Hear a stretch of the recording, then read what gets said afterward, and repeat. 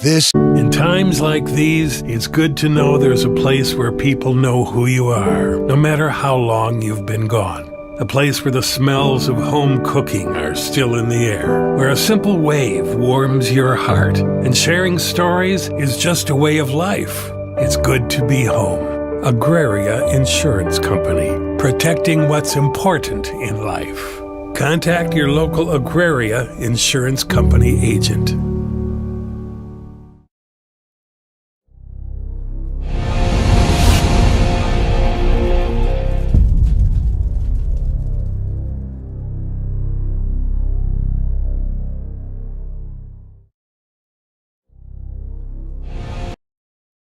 Advertising can be a struggle. Where to spend your money? Are you reaching the right audience? If you are looking for an effective method that reaches a large fan base at once, then here is your spot with Live Ticket TV.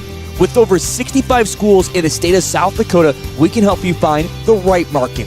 Plus, you can work with me, Heath, and a portion of all sales made go right back to the school. Get a hold of me today and let's get started in helping build your brand with Live Ticket TV. At Northern State University, your future starts with an affordable education that's personalized for you. Experience hands-on learning guided by world-class supportive faculty. You'll also enjoy a full campus life with opportunities to choose from numerous student activities and events, all in a safe, welcoming community. At Northern, you'll find a college that's right for you, a place to belong. Your future starts here. Unleash your potential at Northern. There's no better organization that gives back to the student athletes than the Booster Club. The Vermillion Booster Club is committed to helping all student athletes grow. Join the Tanager faithful today by becoming a member at gotanagers.com. While you're there, check out team apparel for your favorite sports team. Like them on Facebook to stay up to date on all the latest information and sports games. Join the Vermillion Boosters today and go Tanagers. What set BH apart for me was that it was just slightly different. I had half of my class go to SDSU and USD, and I wanted to do something a little different, have a little different taste of things. It feels really easy to go with what everyone else is doing and just go where you know you're going to be comfortable, like at USD or SDSU, because you know everyone there. But I think this was a good enough stretch for me, but it still felt like I had a safety net. And then when I came here on campus, I remember walking around and I was like, this actually feels like a place where I could spend the next 4 years of my life. Insurance rates are on the rise, and now more than ever, every penny counts. With me, John Brooks at DFS Insurance, we can look over your coverages and find the right insurance carrier to help you keep your costs down. At DFS Insurance, I'm an independent agent, which allows me to offer a variety of different carriers to fit your needs. When you're ready for your free, no obligation quote, give me a call, and we'll get you on the path to the best and most affordable insurance you need with Dakota Financial Services. Farming today requires constant adjustment, innovation, and the right seed, and you'll find that with Pioneer Seed at Dakota Seed and Services in Irene and Vermillion. With the most advanced technologies and local experts, Dakota Seed and Service share in your hard work on the farm, adapting to an ever-changing industry. When you need the right seed, protection, and service, make it Dakota Seed and Services in Irene and Vermillion.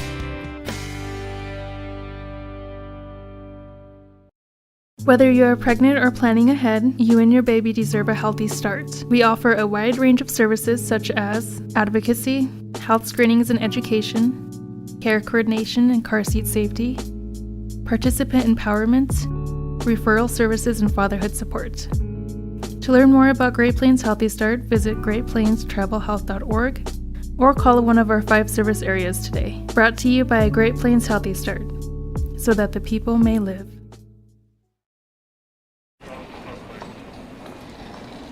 Nice.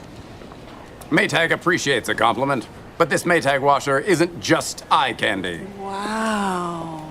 Inside, it's got the capacity and power to handle even the mightiest loads. I love this. Yeah, she's a beaut. It's a he. How do you know? Don't worry about it. Find Maytag products and the industry's best appliances at your local dealer, Merce Appliance, downtown Vermillion. Since 1966, Louis Cleaning and Restoration has served the Vermillion and Southeast South Dakota area with high-quality work and even higher-quality customer service. At Vermillion's oldest cleaning and restoration company, they pride themselves on providing the best service with friendly, knowledgeable staff. They specialize in cleaning, offering extensive cleaning services with high-powered equipment at an affordable price. Check out their website for a full list of services they offer.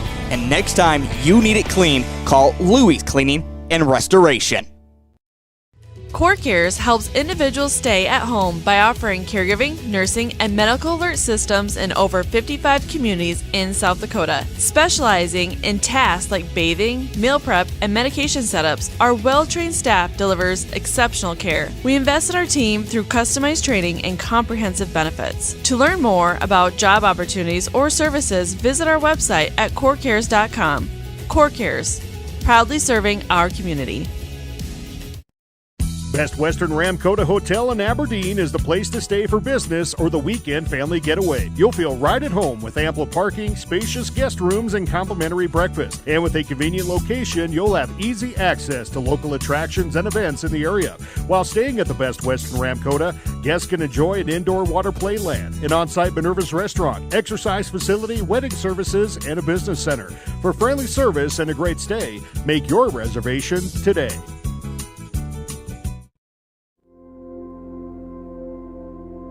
Agriculture is like no other business, which makes Farm Credit Services of America like no other lender. Owned by the farmers and ranchers we serve, our customers have a voice in how we work, a stake in what we do, and share in our success. Discover a lender that works for you at Farm Credit Services of America.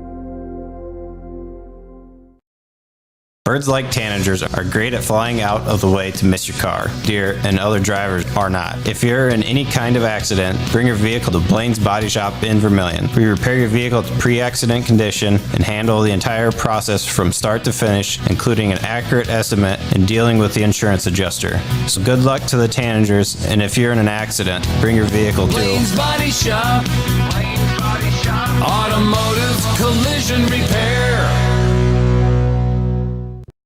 Welcome back to the Vermillion Booster Club Press Box, proud supporter of Tanager Athletics and the student athlete. On the campus of the University of South Dakota at H. Lauren Lewis Field inside the Dakota Dome, it all comes down to this, with a little help that's needed along the way. Welcome to Thursday Night Lights here on Vermillion Tanagers Live and Live Ticket TV. Along with our cameraman tonight, Spencer Bewley, our producer and colorman, Cole Larsh. I'm Heath Nimke. Yes, you heard me right. When it came into today, it feels like a lot of people have said, all right, well, this game here in Class A, it doesn't matter a whole lot. Two teams that have struggled so far throughout the season will not be making the postseason. However, that's not how it breaks down. Yes, that is true for one of these teams. Belle Fourche Broncs are out. There's nothing they can do to get into the playoffs. However, for the Vermillion Tanagers, it seemed like last week against the Madison Bulldogs, it was win and you're in, lose and you're out. Vermillion Tanagers did not score a touchdown. In fact, did not get any offensive points in that game and lost 14-2. So simply, they're out of the playoffs. However, it all comes down to seed points here in the state of South Dakota. And with seed points still in favor of the Madison Bulldogs, Vermillion does have an outside chance. The outside chance is very, very simple. It is Madison needs to lose to Custer. Vermillion needs to beat Belle Fourche.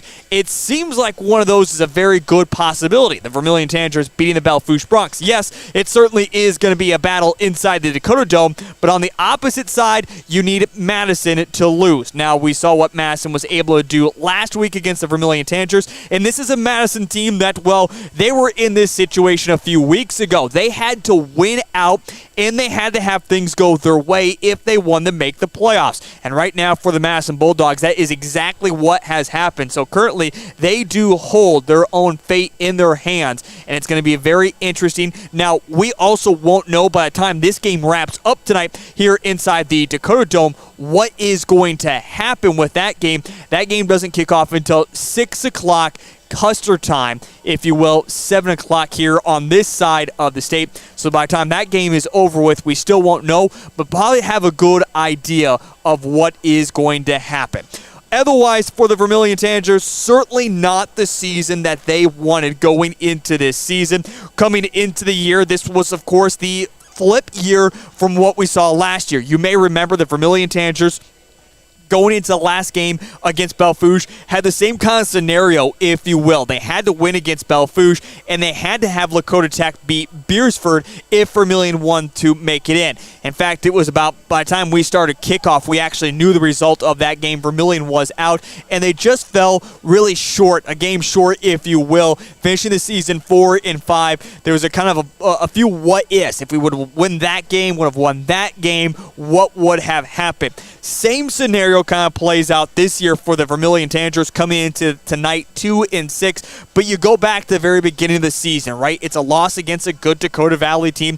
Don't put up any points, but you had an opportunity to maybe see the caliber of this team. By week 2, you see Lennox, a team that had this high explosive offense. A lot of good things about the Lennox Orioles, and it was a defensive battle throughout, and it was Lennox who scored in the final 15 seconds of that football game to get the win. Then it was against Milbank, and it seemed at that point Vermillion needed to at least win that game if they even wanted to have an outside chance at making the playoffs. An overtime victory, 22-20, and things seemed like they could go in the right direction, but it was still going to be an uphill climb. Of course, losing to number 2 West Central 41-7 right here inside the Dakota Dome, but bouncing back on the road against Custer 14-0, and that was probably that pivotal game once again this year, if you will, for the Vermillion Tanagers.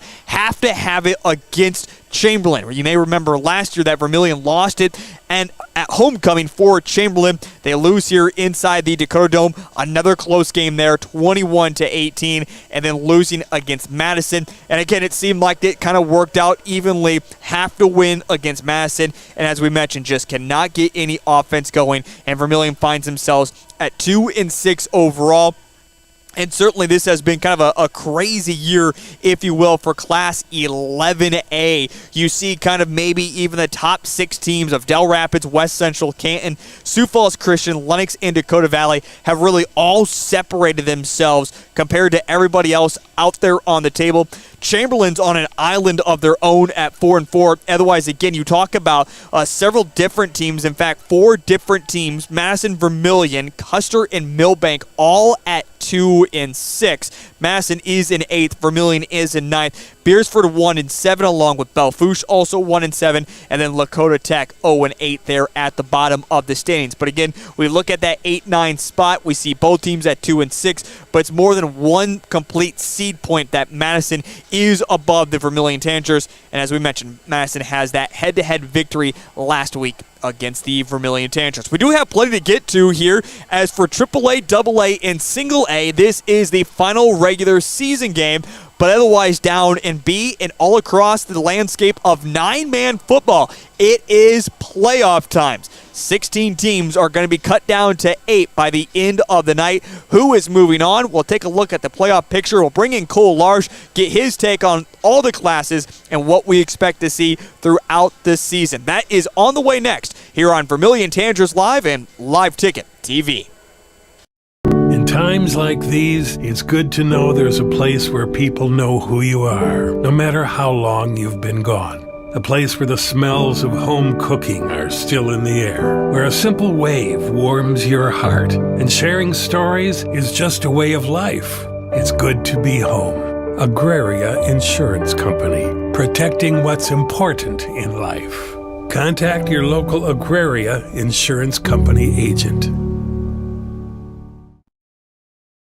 Jensen Kennels is your safe place to take your dog while you're away. They have over 7,000 square feet of indoor run space and outdoor play yards. They pride themselves in providing enrichment both mentally and physically for all types of dog. And speaking of size, Jensen Kennels can host any size of dog, from the smallest Boston Terrier to the largest Great Dane. To find out the full services Jensen Kennels offers, check out their website and Facebook pages. Next time you need your dog to stay in a safe, fun environment, make it Jensen's Kennels. Do you have a pest problem? Got bats, ants, termites? Family owned and operated, Olson's Pest Technicians have had over 50 years experience taking care of pest problems in places across South Dakota, Nebraska, and Iowa. Utilizing brilliant methods such as Centricon bait stations for termites and Vicane treatment for bed bugs. There's no pest too tough for Olson's Pest Technicians. If you have pest problems, call 800-KILL-BUGS. If you are self-motivated, accountable, and eager to learn new skills, we'd love to talk to you about a rock star career. Masaba in Vermillion is hiring full and part-time manufacturing positions for the rock industry. Masaba provides comprehensive training in a clean, safe, and state-of-the-art facility. Masaba offers competitive wages, a fun and interesting work environment and culture. Join our team of rock stars. Visit masabainc.com to learn more. The innocence of youth. Is there anything any better? But soon they'll be in high school and facing all the same challenges you faced. How to make friends, how to fit in, how to be cool. We want our children to have everything they'll need to live fulfilling and productive lives. Make sure the kids in your family are among the more than 57,000 participants here in South Dakota who take part in high school sports or activities. At Northern State University, your future starts with an affordable education that's personalized for you. Experience hands-on learning guided by world-class supportive faculty. You'll also enjoy a full campus life with opportunities to choose from numerous student activities and events, all in a safe, welcoming community. At Northern, you'll find a college that's right for you, a place to belong. Your future starts here. Unleash your potential at Northern. Whether you're pregnant or planning ahead, you and your baby deserve a healthy start. We offer a wide range of services such as advocacy, health screenings and education, care coordination and car seat safety, participant empowerment, referral services, and fatherhood support. To learn more about Great Plains Healthy Start, visit greatplainstravelhealth.org or call one of our 5 service areas today. Brought to you by Great Plains Healthy Start, so that the people may live. Welcome back to the Vermillion Booster Club Press Box, proud supporter of Tanager Athletics and the student athlete. It's a trip that we have made several different times, but this year, Belle Fourche has made the long journey to Vermillion, South Dakota to play on a Thursday evening to wrap up their regular season as we welcome you into Thursday Night Football here on Live Ticket TV and Vermillion Tanagers Live. In fact, a live Thursday Night Football going on across the state of South Dakota, as tonight is the official night that they wrap things up at the AAA, AA, and single A level for high school football, and then for Class 11B and all of 9-man that get into the first round of the playoffs. And there's certainly plenty to get to. We're going to get to that here in just a moment, but Cole Larsh taking a look back at this season for the Vermillion Tanagers. They right now coming in at 2-6. We're being very optimistic here. We're going to say that Vermillion finishes 3-6 tonight, gets the win against the Belle Fourche Broncs. But Cole, when you look at Vermillion and you think about Class 11A, it seems like they're one of those weird schools that always gets the toughest draws. They play, it seems like sometimes the 7-8 best teams in Class A, and then maybe sneak in a team that's not the top of the caliber. The past couple of years, though, with this new schedule that was released 2 years ago, you looked at it and said multiple times, I think last year and going into this year, Vermillion finishes a minimum of 5-4. Maybe we can sneak 1 or 2 upsets in there. Finish 6-3, 6-3 consistently. Really good stuff from the Vermillion Tanagers. Unfortunately, just doesn't break that way, and it's just, you look back at a couple games, Cole, and you think, if you can do this differently, that differently, what could have been for the Vermillion Tanagers? Yeah, I think that's kind of what, honestly, what the whole season's been about, is just, what if we had done this here? What if this had happened in this game? Well, it comes down to, there was just some silly mistakes that can't be made against good teams, and that's just kind of how it shaked out. Yeah, you said strength of schedule. I mean, this year, it's not like you got an easy schedule, but it's not like you got a hard one either. And there were some very winnable games in this schedule that you just did not win. I think back mostly to Lennox. I mean, Lennox came out hot, then we started hanging in there with them. I'm thinking, all right, Vermillion's got a chance to come back in this thing, try and slow down Lennox's offense, and they just couldn't finish drives, and I think that's been the biggest key in most of these close games is no matter what happens, Vermillion gets down close to the red zone and they just can't finish, and you win games by putting points on the board, unfortunately. So, yeah, a lot of close games, a lot of what happens if this happens, and what happens if we do this, and what happens if we do that, but if you just go out and execute, I'd say maybe even 30% better, you're probably looking at a 4-4 team right now. Now, in the end, Cole, let's get into the playoff picture here. We're, again, kind of putting this scenario together that it seems like things are really not going to change a whole lot. Maybe a little bit changing in the standings when it comes to some teams in Class 11A, but it seems like it's almost a foregone conclusion at this point. That's going to be Madison versus Del Rapids, and you can start putting all these different scenarios together, right, Cole? At the end of the day, does it even matter? It seems like at this point, this is Del Rapids repeating as champions once again this year. Yeah, I think that's exactly right. Is no matter what shakes out today, Del Rapids is going to be the 1 seed, and everybody else is going to be behind them trying to chase them again. And I think they're going to have a pretty clear chance of the Dome. I mean, no matter who the 8 seed is, whether it's Madison or Vermillion in this case, or Custer, if they jump up there, well, I mean, whatever happens. I think this is Del Rapids' tournament to lose this year, and they're looking at a pretty clear back-to-back Dome victories here in 11A. Yeah, and we talk about, and that's just going off of a couple examples ago. Canton's lost to a couple Class 11A teams. Sioux Falls Christian, they got off to a bad start. You may remember Sioux Falls Christian start off this season 0-2. They are on a 6-game winning streak right now. Lennox and Dakota Valley, 2 teams that have looked consistent at times and have looked very inconsistent at other times this season. And then West Central, I think there's a lot of hype in going with this team. I think a lot of people thought they would be the team that would contend with Del Rapids, but a couple weeks ago they lose to Winter, a Class 11B team, and now everyone's thinking maybe a little bit differently. And Cole, just kind of as you mentioned, it seems like at this point it's a foregone conclusion, at least in simple minds, if you will, that it looks like it's Del Rapids' championship to lose this year. All right, we have plenty to get into. Why not take a little bit of time? I know we talked about it last week when the playoffs were set up for Class 11B and 9-man. And we'll begin with the 11B. Again, they finished up the regular season last week. They now have their 16 teams. Cole, we joked a lot of different things out here with lower seeds getting to where they're placed at because of seed points. It's just kind of a whole bunch of different scenarios. But going to 11B, I kind of say I've been on the fence that seems like number 1 Winner. It seems like it's almost a foregone conclusion that they will be inside the Dome again. But you look at 11B, maybe you think a little bit differently. What do you think about the way this bracket breaks down, and what do you think is going to be happening in Class 11B? Well, I think in 11B there's definitely some good squads up in those top ranks, but I think the bottom bracket is where you're going to look at, and whoever can manage to come out of the bottom bracket is going to come out victorious here in 11B, in my opinion.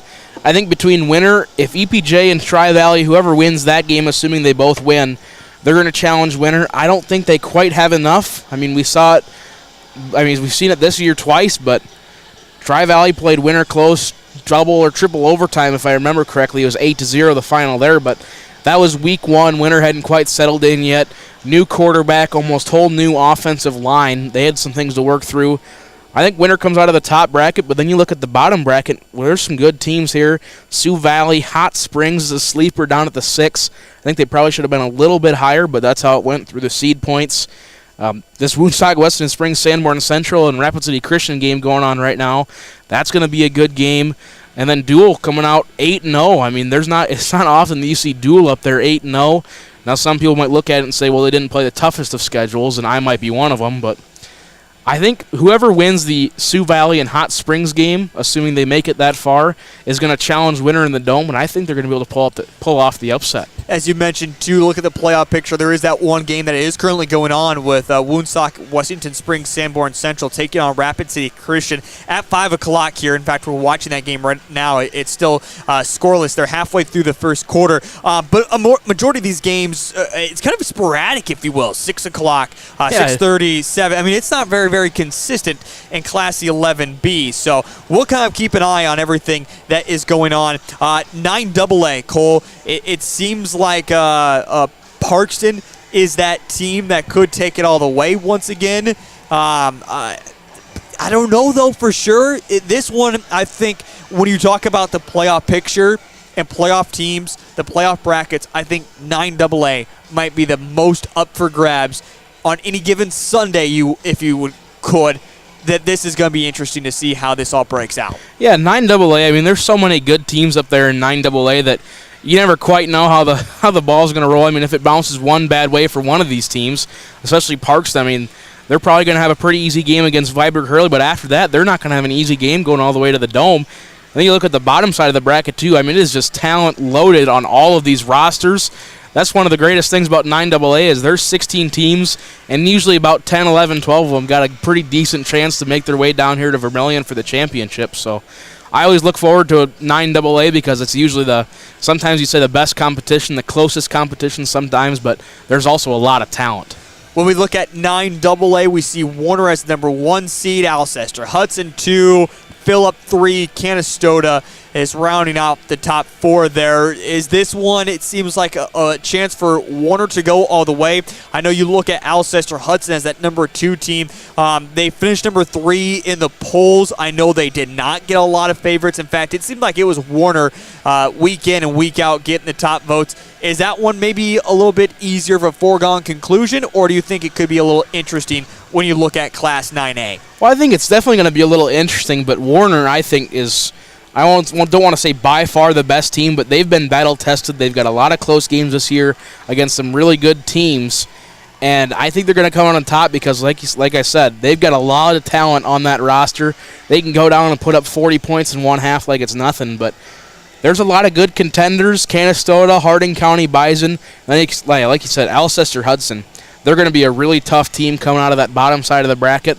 9A should be a pretty good contest down here in the Dome, but I would be surprised if Warner did not make it. Well, you talk about battle test as well. You finally go to Class 9B, and that's what seems like no one in 9B was perfect because of just the different competitions they play when they go to 9A, 9AA. Yep. It just seems like, I know Avon gets the number 1 seed. They lost multiple games, but again, it was against tougher competition. And when I kind of think of South Dakota as state-wise, South Dakota does not have a huge population. It's a very small state when it comes to the population and how spread out these towns are. You look at maybe a few years from now, some of these towns, some of these teams might not even exist because they're going to have to co-op. Nonetheless, it just comes out to be great football. I mean, this is small town smash mouth football, but another class that when I talk about 9AA being a crapshoot, 9B is also in there as well. I think probably the top 4, top 5 teams have the best opportunity, but you never know for sure.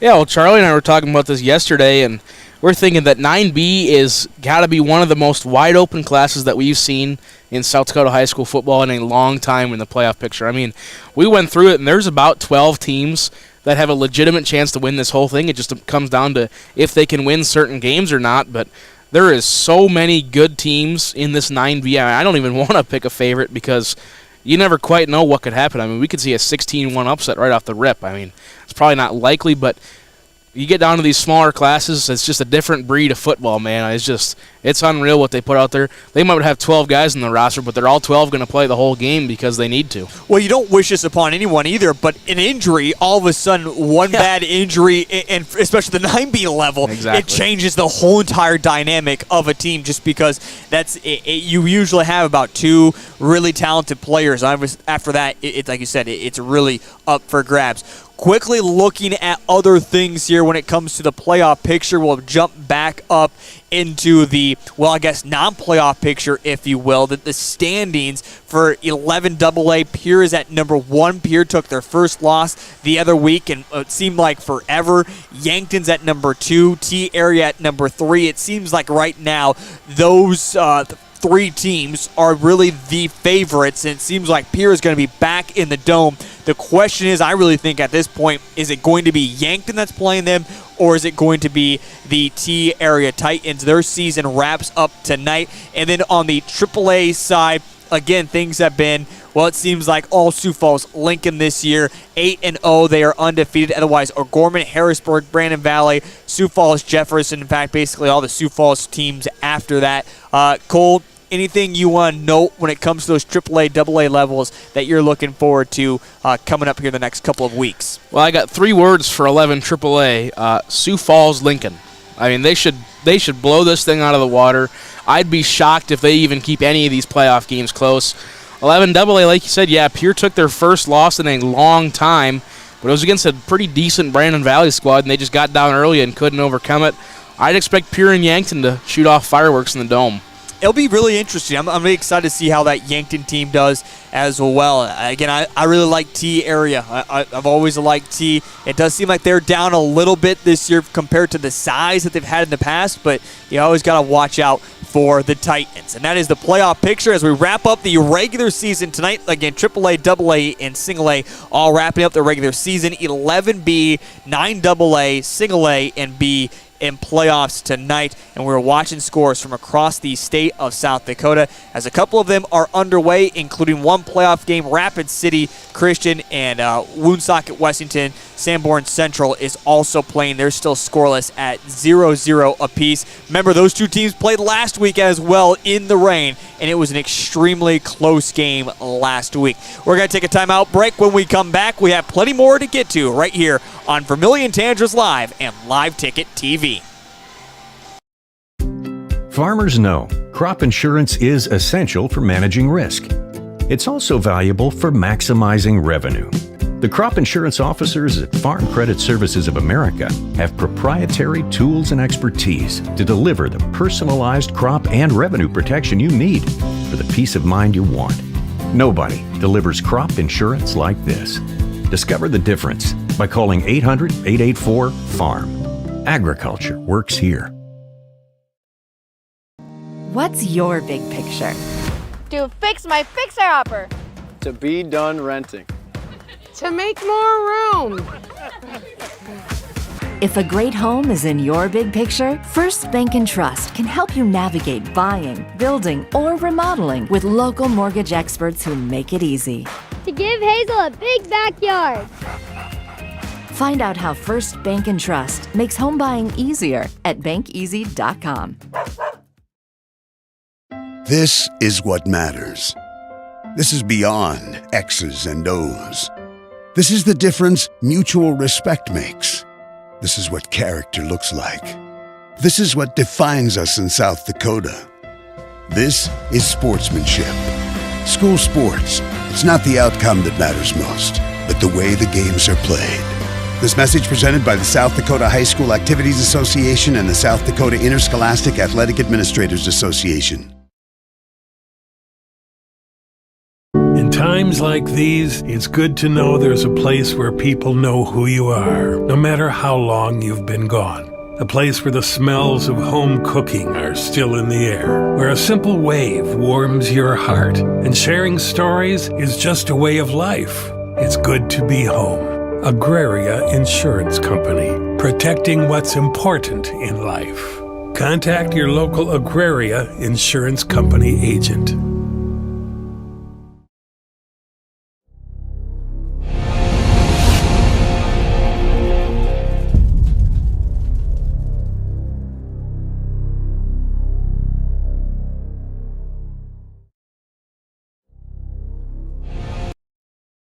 Advertising can be a struggle. Where to spend your money? Are you reaching the right audience? If you are looking for an effective method that reaches a large fan base at once, then here is your spot with Live Ticket TV.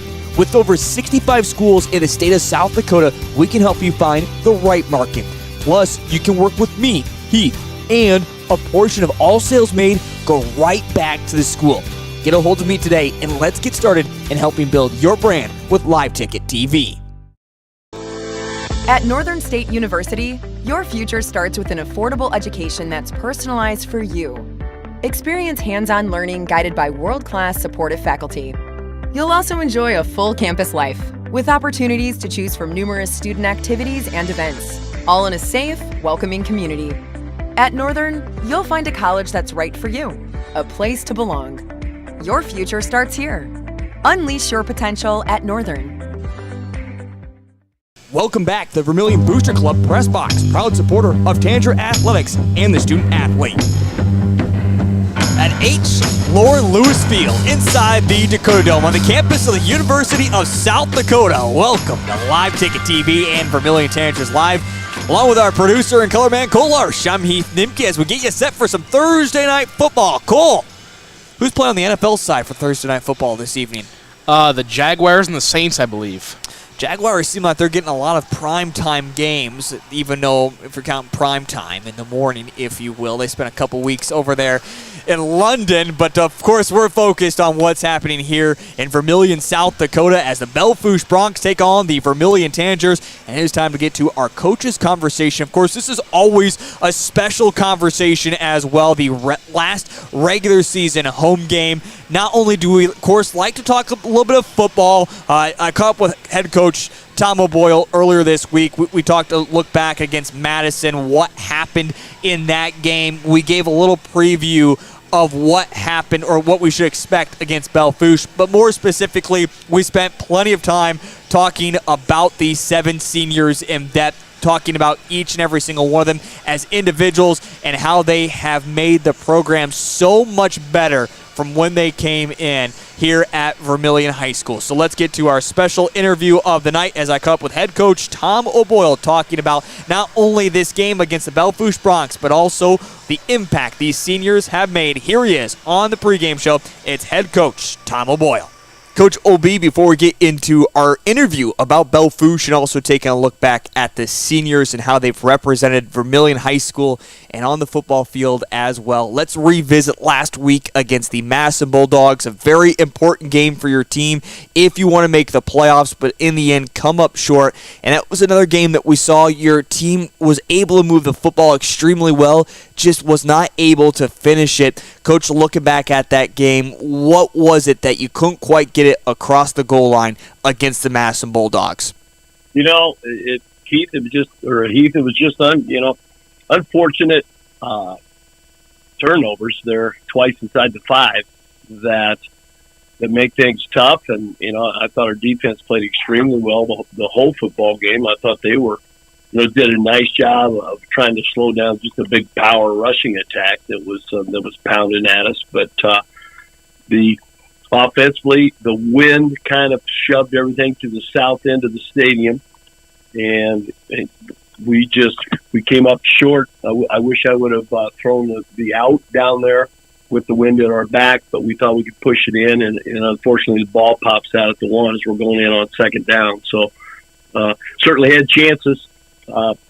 Kids played hard. Kids didn't ever give up the ghost, and in a game like that, the magnitude of it at the end, and it certainly wasn't the finish that we wanted, but we can end the season on a high note, send the seniors out winners this week, and pray for the miracle with Custer beating Madison.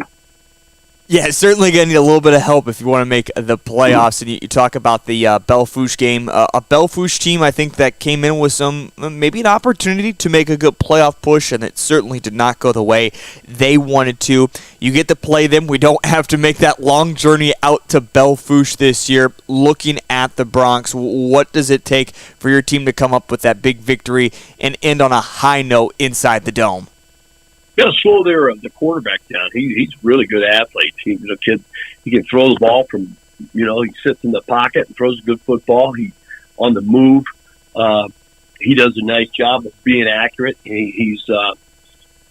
I'm told he's an extremely good baseball player and plays up the middle, pitches, and plays shortstop for the guys out there. So he's a guy that has our attention. 25, also running back, is a really good athlete that, you see him everywhere. He's in the backfield. He's in the slot. He's out wide. He's a middle linebacker blitzing. All of a sudden, he's a strong safety out on the edge, coming off the edge. They move him around quite a bit. our plan is to come out and be fast and try to be efficient as fast as we can, just coming right at them and see if they can adjust to formations quickly and try to get the ball out of Nolan's hand. Hayden's been back practicing a little bit this week. We don't really know his status, but plan I'll go with Nolan. He's done such a great job, and he had a tough night last week against Madison, but those things are going to show up when you're a 14-year-old kid looking at 18 and 19-year-olds, and it is what it is, and we'd like to end the year 3-6. Yeah, he's going to continue to be very exciting, as you mentioned. It's good news to hear Hayden has that opportunity to come back at the end of the football season. We took that injury there against Millbank. We were all worried that it could be a whole lot worse, so that's really great news, even if we don't see him, just to hear that he's able to come back here in the next couple of weeks. Coach, something I want to do is I do want to transition. We're going to get away from, I guess, this game coming against Belle Fourche. I want to focus on the seniors. You have a great group of them. I want to kind of focus on them one at a time. Zone Robinson, he has been a man with the name at Vermillion for quite some time as a wide receiver and defensive back. You can't say enough about Zoe and what he has done. How fun has it been coaching him over the years? I was thinking about Zone walking in this morning. I come in and do my film work for school. So, he's a young man that we have certainly watched mature. I think he has made a name for himself. He's a leader by deeds with his teammates. They look to Zoe. Zoe is he's an excitable kid. He works extremely hard at practice. He wants to do the things that help teams win. He's a guy that it's not hard to know how important he is to us or to know what we feel about Zone, because he's a guy that we allow to touch the football in about every position that you can to affect a football game. He's a young man that we have deep on punt returns. He's a young man we have deep on kickoff returns. We take shots down the field with him. We try to take at least 4 shots a game with giving him a chance on a deep ball or a 50-50 ball. So, Zone he's a great kid. He's fun. He's got a smile on his face. Comes from a good group. A good family, has brothers that have been athletes and whatnot. So it'll be sad to see number 11 go, because it seems like he's been here. It seems like he's been one of the 6-year guys at the U where you get the coach and the red shirt year and whatnot. So he's a smile that is waiting to happen when you see him. Yeah, it's funny you say that, because other coaches have said that as well. It seemed like Robinson has been around forever at this point. Yeah. Connor Rorick has really come on here in the past couple of years. Even this year, we have just seen him excel as a wide receiver. He just continues to build that confidence up defensively as well. How fun has it been to coach Connor Rorick and to see his confidence build over the years? Connor has had such a fantastic year. I mean, it's a storybook ending to a senior year. I mean, he's just a guy that you can count on to lead by deeds. He's a vocal leader. He can align your defense or your offense up. He's a coach on the field. He takes pride in knowing what the other team is going to do by formation. He takes pride in what we're attempting to do and why we're attempting to do it. He's been he's had probably the most breakout year of any kid that we've had. I mean, he's been a go-to guy. He's a clutch receiver on third downs. He's made himself a physical defensive back where he comes forward and finishes plays with his pads, where in the past he might have been a little bit slow to do that. Can't say enough positive about Connor and his leadership and what he does for our younger underclassmen, his younger brother who's a freshman. He will be sorely missed. We continue to look at the seniors for Vermillion High School. Jackson Heine, he has been a staple defensively for the past couple of years with Gary Culver getting after another guy that really likes to fly around, find the football, and make some big hits if he gets that opportunity. You have to love the tenacity that Jackson plays defensively and then getting in there every once in a while offensively. You've summed him up. Jackson is a lot of fun to coach because he is so excitable. Plays with a great motor, high-intensity kid, can finish plays with his pads, can outrun people with his feet. He has absolutely thrown his body around for the Vermillion Tanagers, and again, just another senior that it'll be we'll miss number 34 out there running around and being a vocal leader and getting guys jacked up and just ready to play football. Jackson would you can put him in at any position. He wants to play. He wants to kick. He's just a guy. It again makes you smile. These 7 guys are selfless. That they have been absolute Tanager warriors. With a win tomorrow night, they will have won.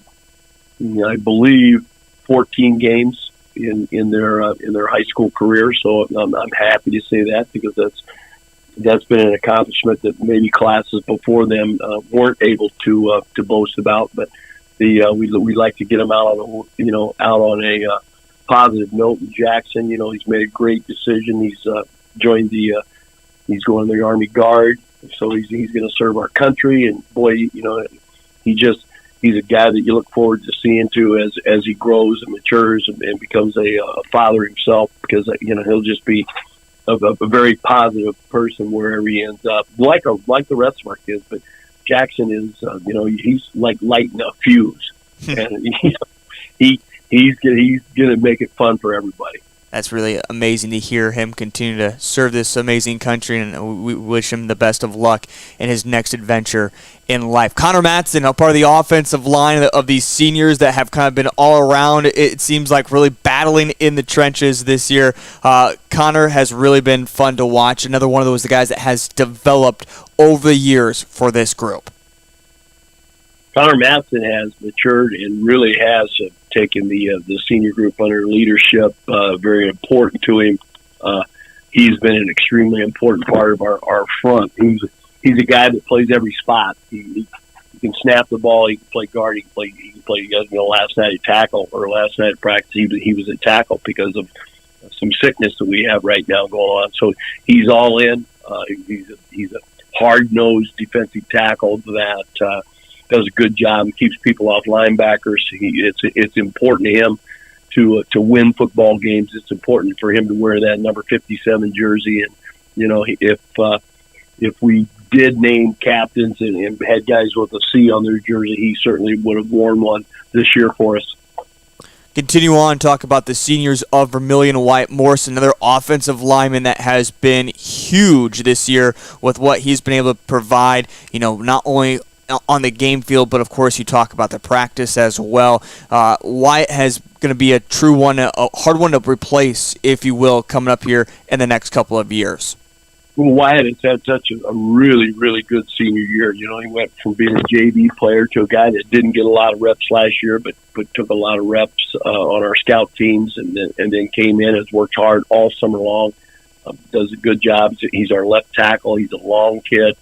He's bought in. He's truly is a team guy that wants what's best, works hard, kind of a quiet kid that goes unnoticed at times, but certainly in our season and our team, the importance of the guys up front are huge, and with Wyatt there, and with Ethan there, and with Michael there, those 3 guys have kind of a camaraderie that all 3 have come a long way this year as football players and are full-time starters and find themselves sometimes both sides of the ball on Friday night. So extremely important kid, and Wyatt will be a very, very successful young man. Yeah, you mentioned Michael Neighbor there. He's, of course, been huge for this program as well, and kind of battling in those trenches. How sad are you going to see Michael move on to, well, I guess the next level of his life and hang up the pads? Michael is he makes you're thrilled to go to practice to see all of our kids, and they make you feel good about what's happening in public education, and they make you feel great as a guy lucky enough to work with kids in the game of football. But Michael wants to know why, works hard, works with his teammates, helps his teammates. Again, another kid that has played offensive tackle every snap for us this year, and then has found himself in the defensive line. He jumps in during scout team if we need a guy. He's active in a great musician, plays in the band, takes great pride in that. He's a 4.0 student, which is not hard to figure out once you're working with him because of the questions. He goes to the next level, wants to know what happens next and what goes on. So, kids like him that are so gifted with working hard and being football players in the offensive line, taking pride of being a lineman. Also to have to expand that to music and to expand that with academics. The sky's the limit for kids that score 4.0s in their grade points in high school, and they're rewarded later by opportunities down the road. And Michael is a kid that's getting to be sad to see 62 hanging up. Last one to talk about, Ethan Carter has been a staple when talk about the offensive line. You talk about a couple of these senior guys kind of getting more of their opportunity to play this year. Ethan has seemed to be like he's another one of those Zone Robinsons. He's been playing quite a bit there at the offensive line. He's going to be a hard senior to replace going into next year. Of course, you're going to have to do it, but he's been very pivotal. What that has happened in the trenches over the years. Oh, Ethan, what a great year he's having, and what a great year he's had. He overcome some injuries earlier in his career, or what we thought, some little things that would sit him out. I think it held him back. But you take a look at him physically, and just how hard he's worked and what he's made himself become physically, and then to be able to take that to offensive guard, where we love pulling him. We love his demeanor when he gets downhill and kicks out on the end, or when he runs the rim and wraps to linebackers. He's a kid that's capable of sliding out to tackle and helping you there. He's the consummate Vermillion Tanager, where whatever you need, coach, I'll do. He eyeballs you. He's a good teammate. He's a good friend to players. It'll be tough to see a guy like that, because football is extremely important to Ethan, and he's made himself a big player and a kid that wants to play. And again, there have been nights where he's played every snap, both offensively and defensively, and given it up for the Tanagers. So, wrapping up a group with a kid, he's last of this list we're talking about, but certainly not the least. Ethan is a special kid that really works hard and is going to be successful because of the lessons that he has learned and taken in and made a part of his life with the discipline and the training of football, just lifting weights and transforming your body because it's something you want to do, and then being able to go out and execute and impose your will on people. I've been very, very pleased in our coaches. We love the kid. He's just another example of what, the type of kids we have in the Vermillion School District. But these 7 kids are special. They served their time, so to speak, and we're going to do everything we can to send them out as winners Thursday night. Coach, how hard is it, as we talk about, unless Custer beats Madison, this is the final game of the season. You know how it goes. It doesn't get any easier than wrapping up this season. How tough is this going to be tomorrow night as a head coach? You hate the last games of the year. You hate them if it's the playoff game, mm-hmm. and you hate them if it's a situation where you're just you're finishing out your 9th game.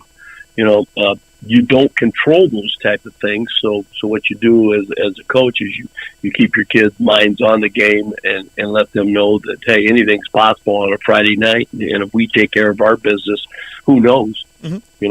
If our season's extended or not. It's the goal of every team to play well in October and play well in late October and play into November. I mean, that's always our goal. And it's a tough night when you see young men that you realize, and they are beginning to realize that mm-hmm. it might be the last time they ever put equipment on, and it might be the last time that they get to play such a tremendous team game and a team sport like football, where the name on your jersey is much more important than the name on your back. So it's I've been through a lot of last games, and it never gets easier. And I think as I've gotten older and have matured a lot more, you become closer to players now than what we were, 15 years ago. And to see what these guys have done and all the sacrifices they make, and their parents and the great things they do for, the parent support and feeding the team and all the things that senior parents do, it's a tremendous, honor to be allowed to work with their sons. And I really commend the parents in our program that do such a super job, behind the scenes of being at the buses, giving out Gatorade, giving out sack lunches, helping with team meals on Thursday nights. There's a lot more work that goes into being a parent than people might suspect, and they want the very best for their sons, as does our staff. And fortunate, I believe that we have a tremendous staff with tremendous knowledge, and hopefully we can. It culminates in a last game of the year win. There he is once again. It's head coach Tom O'Boyle here on the pregame show, talking about exactly what the senior group means to him, and also wrapping up this season. And he talked about there, whether it's during playoffs or going into the last regular season game, knowing that this is the end. It never does get any easier. And Cole and I can certainly speak for ourselves on that kind of end of what it means to be playing football into the playoffs and also have your season come to an end just out of the blue, or even when it's maybe scheduled to end. It never gets any easier putting on the pads for the very last time. Again, we talked to head coach Tom O'Boyle about those 7 seniors again: Zone Robinson, Connor Rohrig, Jackson Heine, Connor Matson, Wyatt Morse, Michael Neighbor, and Ethan Carter are putting on the pads for the final time here as a Vermillion Tanager. And a couple of them could continue on their collegiate careers, but one last time in the red and white. It's time for another commercial break. When we come back, it is time to preview more of this football game. We break it down more with Cole Larsch as we get ready for the Vermillion Tanagers and the Belle Fourche Bronx on Thursday Night Football right here inside the Dakota Dome. That's on the way next on Live Ticket TV. There's no better organization that gives back to the student athletes than the Booster Club. The Vermillion Booster Club is committed to helping all student athletes grow. Join the Tanager faithful today by becoming a member at GoTanagers.com. While you're there, check out team apparel for your favorite sports team. Like them on Facebook to stay up to date on all the latest information and sports games. Join the Vermillion Boosters today and go Tanagers. What set BH apart for me was that it was just slightly different. I had half of my class go to SDSU and USD, and I wanted to do something a little different, have a little different taste of things. It feels really easy to go with what everyone else is doing and just go where you know you're going to be comfortable, like at USD or SDSU, because you know everyone there. But I think this was a good enough stretch for me, but it still felt like I had a safety net. And then when I came here on campus, I remember walking around and I was like, this actually feels like a place where I could spend the next 4 years of my life. Insurance rates are on the rise, and now more than ever, every penny counts. With me, John Brooks at DFS Insurance, we can look over your coverages and find the right insurance carrier to help you keep your costs down. At DFS Insurance, I'm an independent agent, which allows me to offer a variety of different carriers to fit your needs. When you're ready for your free, no obligation quote, give me a call, and we'll get you on the path to the best and most affordable insurance you need with Dakota Financial Services. Farming today requires constant adjustment, innovation, and the right seed. And you'll find that with Pioneer Seed at Dakota Seed and Services in Irene and Vermillion. With the most advanced technologies and local experts, Dakota Seed and Service share in your hard work on the farm, adapting to an ever-changing industry. When you need the right seed, protection, and service, make it Dakota Seed and Services in Irene and Vermillion.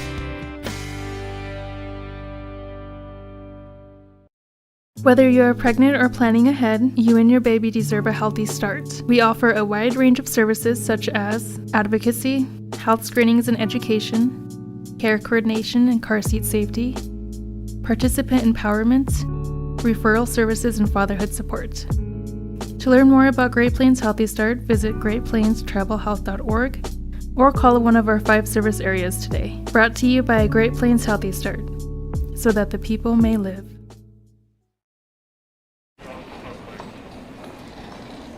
Nice. Maytag appreciates a compliment, but this Maytag washer isn't just eye candy. Wow. Inside, it's got the capacity and power to handle even the mightiest loads. I love this. Yeah, she's a beaut. It's a he. How do you know? Don't worry about it. Find Maytag products and the industry's best appliances at your local dealer, Merce Appliance, downtown Vermillion.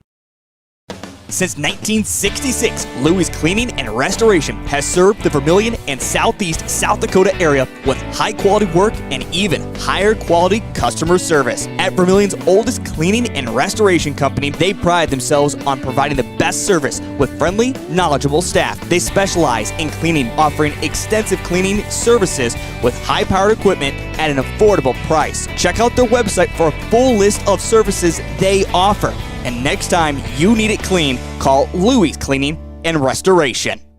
Welcome back to the Vermillion Booster Club Press Box, proud supporter of Tanager Athletics and the student athlete.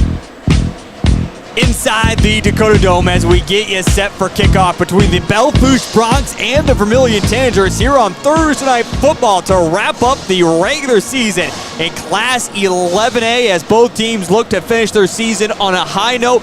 Both teams kind of came into this game, in fact, even this season, if you will, hoping to have a lot of success. We knew it was going to be a struggle for the Belle Fourche Broncs as they lost a lot of great talent from a year ago. But for the Vermillion Tanagers, expectations of going 5-4 and maybe even 6-3 fell a little short, but they're looking to end their season on a high note against Belle Fourche tonight. Let's get into a little bit more on this game and talking about the Vermillion Tanagers. First off, Cole Larsh, Hayden Christopherson is back once again at the quarterback position, but he is, at this point, it seems like not going to be featured. Don't want to risk any more of a knee injury for that young man. So Nolan Nygren's going to get the start. Nolan has been impressive. The role he was put into this season and what he's done for the Vermillion Tanagers, you would love to see him get the passing game going early tonight and really have success and throwing the football against a team that really gives up the pass pretty well if you're talking about the Belle Fourche Broncs. Yeah, I think that's exactly what you want to do. And like you said, Nygren coming into a tough spot.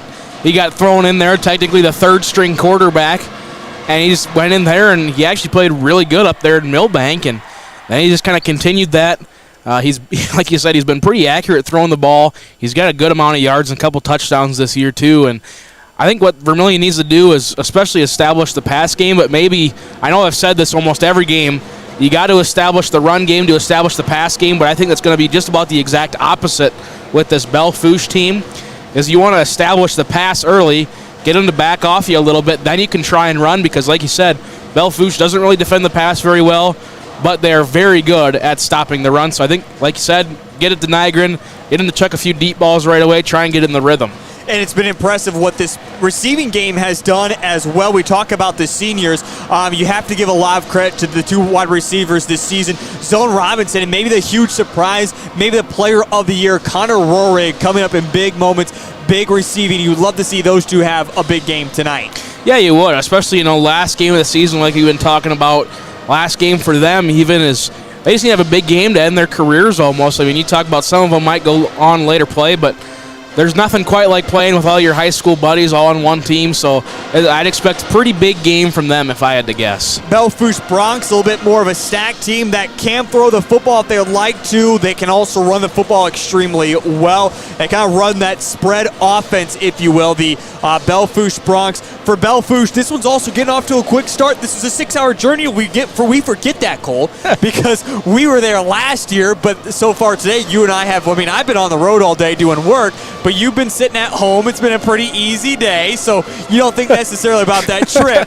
But you have to get off to a fast start if you're the Belle Fourche Broncs. Yeah, you do. I mean, there's nothing worse than a long bus ride, and I can attest to that. We took a couple trips out to Rapid City Christian in my day, so that wasn't quite 6 hours, about 4-ish, 4 and some change. But, yeah, getting off that bus, you just feel sluggish. No matter how many times you can stop at a gas station, get out, walk around, stretch out, you just feel sluggish. And you just got to come out to a fast start, like you said. You got to show up early and often. If you're Belle Fourche, tell Vermillion that you're ready to go after that long bus ride and start laying the hammer to them.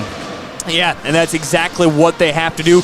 Anyone specific, when you take a look at this Belle Fourche Broncs team, You talk about Noah, the quarterback, in there. Otherwise, again, Andrew and Owen as well. The kind of the running back, fullback, if you will, the two tandem of what they're able to do. What do you expect to see from Belle Fourche tonight? You think a little bit more of the pass, the run game, or just keep it balanced from the Bronx? I think overall we're going to see a pretty balanced game. Now, whether they start out run heavy, start out pass heavy, or vice versa, I think they're going to start out, eventually it's going to balance itself out. They're going to be probably a little bit of both and just try and get something to get yards against this Tanager defense. I'd expect maybe some runs early and then try to get in the pass game, or you might see some couple deep shots right away, then try to establish the run. Either way, I think it's going to be pretty balanced from the Bronx. Cole, we talk about the Vermillion Tanagers again have a chance to finish this season at 3-6 overall. I know maybe some high expectations of being 5-4, even 6-3. This has been a reverse year, if you will, of what we saw from a year ago. And if you do not understand, here in the state of South Dakota, they release a schedule every 2 years. You play that schedule year one, and then you just reverse locations the following year. So next year, it's going to be a different schedule. But Cole, if you're the Vermillion Tanagers, you certainly want to ride into a high going into next year and what's coming up, because we look at it, it seems like maybe they've caught some lucky breaks. I have a feeling that Sioux Falls Christian's going to get put back on the list. Maybe even Beersford, if they stay at Class 11A, could be put on that list. It's going to be interesting for the Vermillion Tanagers coming up in the future as well. Yeah, well, because, I mean, you look at this game, and there were a lot of long travels, 2-3 hours, even for Belle Fourche, 6-hour travels. I think the state is going to try and, reduce that a little bit all over the state. I mean, they're going to get some more local schedules, but yeah, I think different scheduling, like you said, all those close teams, especially Sioux Falls Christian, you don't want to run into them.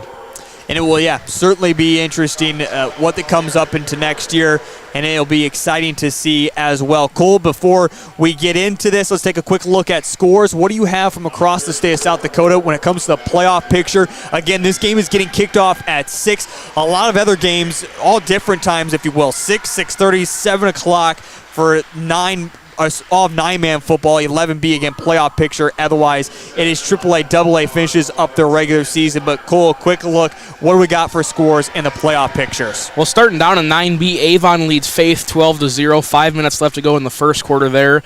No 9A or AA games being played right now. 11B, Rapid City Christian leads Woonsocket, Weston Springs, Sanborn Central 16-0. A couple minutes before halftime in that one. And I believe the only other game being played right now, Sioux Falls Lincoln leads Aberdeen Central 34-0. That one's just before halftime there. So again, a couple scores from across the state of South Dakota. We will keep you up to date as well throughout the evening on the scores when it comes to the playoff picture and also wrapping up the regular season. As you see right now on the screen, they are honoring the seniors. We just got wrapped up as well talking with head coach Tom Boyle about these 7 seniors as they recognize number 11, Zone Robinson, number 13, Connor Rohrig, number 34, Jackson Heine, number 57, Connor Matson, number 60, Wyatt Morse, number 62, Michael Neighbor, and number 64, Ethan Carter are the 7 seniors, all a part of this Vermillion Tanagers football team. As again, they recognize them here on senior night inside the Dakota Dome as we get you closer to kickoff between the Vermillion Tanagers and the Belle Fourche Bronx. Cole, any final thoughts before we have kickoff coming up here in just a moment? I think for both teams, you just have to get your head wrapped around the fact that this is probably your last game, but you want to go out and play hard no matter what, because you want to end the season or even your career on a high note. You don't want to go out on a loss. Speaking from experience, you don't want to do that.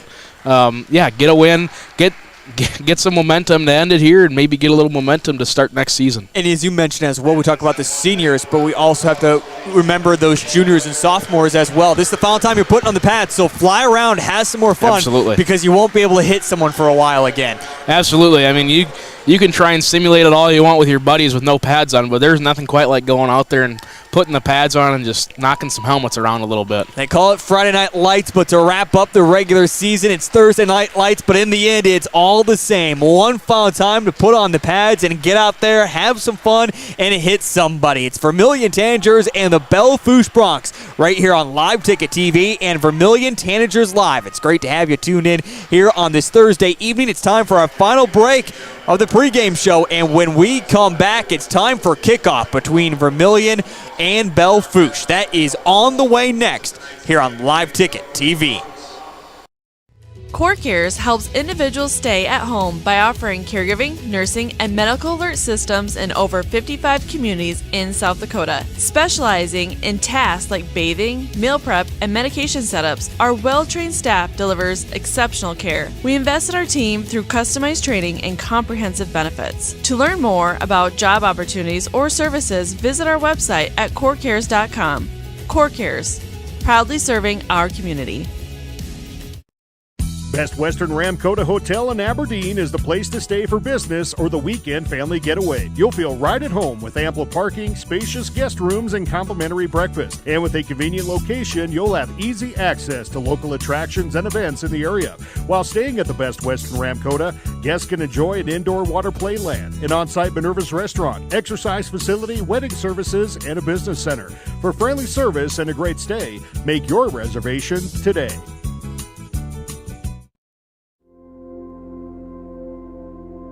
Agriculture is like no other business, which makes Farm Credit Services of America like no other lender. Owned by the farmers and ranchers we serve, our customers have a voice in how we work, a stake in what we do, and share in our success. Discover a lender that works for you at Farm Credit Services of America. Birds like tanagers are great at flying out of the way to miss your car. Deer and other drivers are not. If you're in any kind of accident, bring your vehicle to Blaine's Body Shop in Vermillion. We repair your vehicle to pre-accident condition and handle the entire process from start to finish, including an accurate estimate and dealing with the insurance adjuster. So good luck to the tanagers, and if you're in an accident, bring your vehicle to Blaine's Body Shop. Blaine's Body Shop. Automotive collision repair. In times like these, it's good to know there's a place where people know who you are, no matter how long you've been gone. A place where the smells of home cooking are still in the air, where a simple wave warms your heart, and sharing stories is just a way of life. It's good to be home. Agraria Insurance Company, protecting what's important in life. Contact your local Agraria Insurance Company agent. Jensen Kennels is your safe place to take your dog while you're away. They have over 7,000 square feet of indoor run space and outdoor play yards. They pride themselves in providing enrichment both mentally and physically for all types of dogs. And speaking of size, Jensen Kennels can host any size of dog, from the smallest Boston Terrier to the largest Great Dane. To find out the full services Jensen Kennels offers, check out their website and Facebook pages. Next time you need your dog to stay in a safe, fun environment, make it Jensen's Kennels. Welcome back to the Vermillion Booster Club Press Box, proud supporter of Tanager Athletics and the student athlete.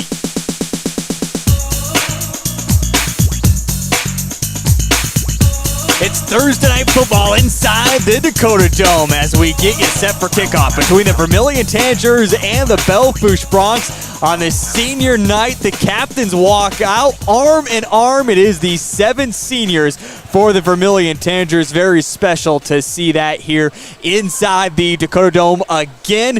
Vermillion comes into tonight 2-6 overall. The Belle Fourche Broncs 1-7. Cole Large talked about it just a little bit ago. For the Belle Fourche Broncs, it's all about getting off to a quick start. It's a 6+ hour bus ride all the way across the state of South Dakota. This is also a day earlier than what you're usually normal to, so you've only had 3 days to prepare for a team instead of 4. And again, that extended journey, if you will, by the Belle Fourche Broncs that look to get off to that quick start. On the opposite side, for the Vermillion Tanagers, they are looking to get offense going. In fact, in 2 different games this season, they have not walked away with offensive points. You may remember week 1 where they lost to Dakota Valley 21-0, and then last week losing 14-2. They got a safety by a bad snap for the Madison Bulldogs on a punt. Otherwise, Vermillion did not score in that game offensively. In fact, they had 2 different opportunities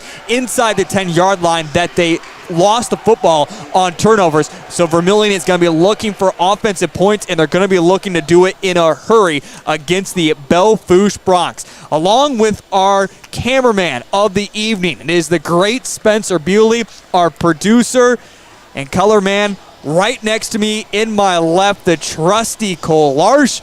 Good evening. I'm Heath Nimke. Cole, are you ready one last time for the regular season playoffs? Or I should say the regular season before we get ready for the playoffs? I'm about as ready as I can be right now. I got one game over here. I got one game here. I got one game on my phone. I'm ready to roll. Well, it's ready to roll inside the Dakota Dome as the Vermillion Tanagers will get the football first to begin this game. We talked about it off air. I will say this much. I'm probably safe to say it now. Head coach Tom O'Boyle, he said, it is important that we get off to a flying start in this game. And he said, Heath, I have something planned special on this opening drive. I'm not going to say quite yet, Cole, what he said, but we'll see if he lives up to what he told me. It's teed up, and here we go. It's the final regular season game for the Belle Fourche Broncs and the Vermillion Tanagers, and we are underway. Don't know if the foot, or I should say the knee, went down there for Elijah Lara. He is freaking out like he did put his knee down, so in the end, Vermillion's going to start first down and 10.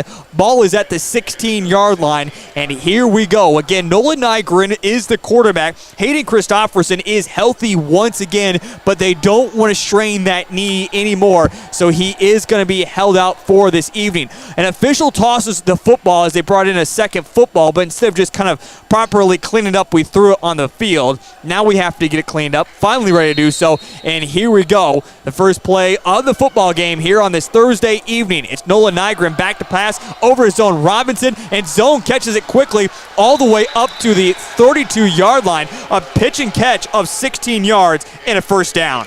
Yeah, just really good play there to get started, and we did watch that one back on replay. That kickoff returner's knee was not down.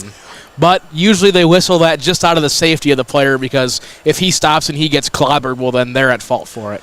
First down and 10. Another quick pass as they're going to get it over, and it's a nice completion there to Landon Cerny, who makes the catch as he completes it for 8 yards, and it's going to bring up second down and 2. Cole, by the way, this was what they wanted to do. It was going to be a pass, or the plan is a pass on every single play on this drive until they score. That is the plan. We see it once again, and this one is dropped as they try to get into the hands of Chapman. Falls incomplete, and now we'll bring up third down and 2. But again, Cole, expect a pass here. I mean, it seems like what they've been doing, and you look at some games, and this is where they've gotten off to fast start, is these quick passes.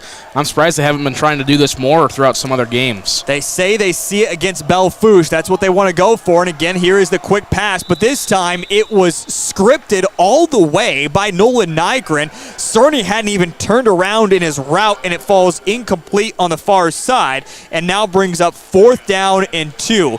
We'll see if Vermillion's going to go for it. Nolan Nygren ran over to head coach Tom O'Boyle on the near sideline and now brings it back to the huddle as they spread things out. 2 wide receivers to the near side, 2 wide receivers on the far side. Shotgun formation. They are going to hand it off, and Chapman tries to break a couple tackles. He will do so and is now pushing offensive linemen out in front of him as they are able to pick up the first down, a pickup of 12 yards by Chapman, and a first down for the Vermillion Tanagers. Well, they saw that Belle Fourche started to learn after 5 passes in a row. They saw they might have a gap and ran right to it. Good execution. Across the 50 and down to the 48, the Vermillion Tanagers on this opening drive. Back to pass, waiting, and now firing over his own Robinson, and he's open at the 25, and Robinson with the wheels, stretches for it, touchdown, Zone Robinson on the 48-yard completion to Nolan Nygren, and the Vermillion Tanagers strike early and strike first. They lead it 6-0 over the Belle Fourche Broncs. Exactly like you said, very fast start. And no messing around. They're going to keep passing it and keep passing it until they get something going. Really good toss and catch there from Nygren to Robinson. Robinson was open in space along the numbers on the near side, and then he just used his speed to get past the defender And from there, it was a foot race and stretch to get across the pylon. And again, the Vermillion Tanagers lead it 6-0 with the Raleigh French extra point incoming. It's a clean snap. The kick is up, and this one is good. Vermillion leads it 7-0 with 10:46 remaining in the first quarter. We're back in just a moment here on Live Ticket TV. Do you have a pest problem? Got bats, ants, termites? Family owned and operated, Olson's Pest Technicians have had over 50 years experience taking care of pest problems in places across South Dakota, Nebraska, and Iowa. Utilizing brilliant methods such as Centricon bait stations for termites and Vicane treatment for bed bugs. There's no pest too tough for Olson's Pest Technicians. If you have pest problems, call 800-KILL-BUGS. Welcome back to the Vermillion Booster Club Press Box. We want to thank all of our sponsors here on Live Ticket TV and Vermillion Tanagers Live. Don't forget, when you sponsor Vermillion Athletics, a portion of the money goes back to all schools. In fact, you can sponsor multiple schools across the state of South Dakota, now in 92 schools. Cool. Added another school just last week as we welcome Marion and Freeman Academy aboard to our live ticket streaming services. Excited to have them aboard. Raleigh French has it teed up. Vermillion leads it 7-0 with, well, less than 90 seconds into this first quarter as Belle Fourche is back and able to return up the far numbers, up to the 30, and some space finally cut down at the 39-yard line. And the Belle Fourche Broncs will take over first down in 10. Cole, this one is a big drive upcoming for Belle Fourche as they let Vermillion just kind of walk straight down the field. They need to answer back with a touchdown of their own, but again, can't get off to this slow start. Yeah, like you said, we talked about it in the pregame, is they want to get out to a fast start. Vermillion wants to get off to a fast start. Well, Vermillion got off to that fast start. Let's see if Belle Fourche can kind of respond. So Belle Fourche officially will take over at the 40-yard line with Noah Weltfelt in shotgun formation. He's going to scramble over to the near side, and now is just going to take off himself and kind of just run out of bounds, giving himself up, but didn't officially get out before he is tackled out of bounds at about the 43-yard line, a pickup of 3 yards, and brings up second down and 7. Yeah, interesting play there. I couldn't quite tell if, maybe they had an opening there, or maybe just Vermillion had it all covered up, but it looked like there was nowhere to go, so he just had to pull it down himself. Yeah, and if Noah's going to run out of bounds, make sure you run out of bounds, too, there as a quarterback, because he kind of gave himself up, but he was still in bounds, so he was able to be taken down, and Vermillion wanted to do exactly that. This time, Noah will go underneath center, and they are going to hand it off, trying to find some space, almost tripped up, and finally is going to be taken down at the 46 is Andrew Newlander, a pickup of 3 yards, and bring up third down and 4. Cole, Andrews just got to hit the hole there. Don't try to hesitate. Just follow the blockers up front. He probably would have picked up a few more yards. Yeah, I think he would have, but I think that hole was collapsing too fast, and he just tried making something out of nothing from what it looked like. But, yeah, I think if he just plows forward, he probably gets 5-6 yards instead of 3. So, 7-0. At the 9:52 mark of this third quarter, it's a high snap, pulled down though, fires, and this one's well too high, falls incomplete. The intended target that time for the Belle Fourche Broncs was number 89, Earl Jordan, the senior tight end. And again, the pass was well too high for the intended target, and it's now going to bring up fourth down and 4. And Cole, the way this opening drive went for both teams, if you will, we might be out of here pretty quickly inside the Dakota Dome. Belle Fourche looked very, very sluggish. Yeah, we might be, but a lot of time left on the clock. You never quite know what's going to happen. Zone Robinson back to return. He wants to wrap up his senior season, maybe with a return for a punt. Let's see if he can do it as he finds some space up to the 35, and he's going to be run out of bounds. Zone Robinson, one of those players that we talk about putting on the pads for the last time as a senior. For Robinson, we do not expect this to be an end for him. We do expect him to continue on his collegiate career at the football level. The question is, where exactly is he going to go? If he follows Zone Robinson whatsoever out there on Twitter, you know he's gotten plenty of looks. It's going to be exciting to see where he announces in the upcoming months. It's going to be another quick pass. Speaking of Zone Robinson, it goes to him, but through his hands, falls incomplete. Second down and 10. Yeah, just trying to do that quick pass once again. Could not quite get it there. Zone Robinson, though, Cole, been a very, very exciting player throughout the years to watch here for the Vermillion Tanagers. Absolutely. I mean, he's made quite a few excellent plays, and like we just saw in that last touchdown, is once he gets in space, he's fast enough, he can make something happen. Nolan Nygren back to pass once again. Speaking of, he's going to go to Zone Robinson. It's the same exact play they got a touchdown on. It is an in, then out as he breaks to the sideline, catches it, and is pushed out at the 35-yard line. Pickup of 28 yards and brings up first down and 10. Yeah, Vermillion saw something they liked on that first drive, and if it worked once and got you a touchdown, why not run it again? Beautiful execution there by Robinson. What a route. And now with that completion, Nolan Nygren is over 1,000 yards passing so far this season. Impressive from the freshman quarterback. And it's going to be tough as well for Nolan Nygren. Cole, we got to remember, he's been such an exciting quarterback, but he might be one of those quarterbacks that you don't see again for a while just because he has Hayden Christopherson a year in front of him. We might not see Nolan Nygren again until his senior year. Yeah, we might not. Well, it's really a shame because he's got the talent. But yeah, like you said, I mean, if the starter comes back healthy again, they're probably going to put the starter back in. But Nygren knows that at any point he's ready to go, and after what he's shown so far this season, I think he might even be trying for the starter spot next year. By the way, Zone Robinson, 92 yards receiving so far out of 100 passing. The only other receiver to catch a football tonight is Landon Cerny on an 8-yard completion. It looks like some kind of tent is going up, Cole. I can tell your eyes were directed on the far sidelines. It looks like some type of tent is going up. If I had to guess, maybe some type of place to eat for Belle Fourche after the football game. That would be maybe my first thought. We're back into football action here. My question is about that is why are they building it in here? Why not? Keep it nice and comfortable. Back to pass of the Vermillion Tanagers. The blitz is on. Nolan Nygren, though, is going to escape a couple defenders and eventually is going to be sacked at the 41. It is a loss of 2 yards and bring up second down and 12. But nice job by Nolan Nygren to step up. He has a good job. He saw that there was nothing available. We're going to get a flag probably.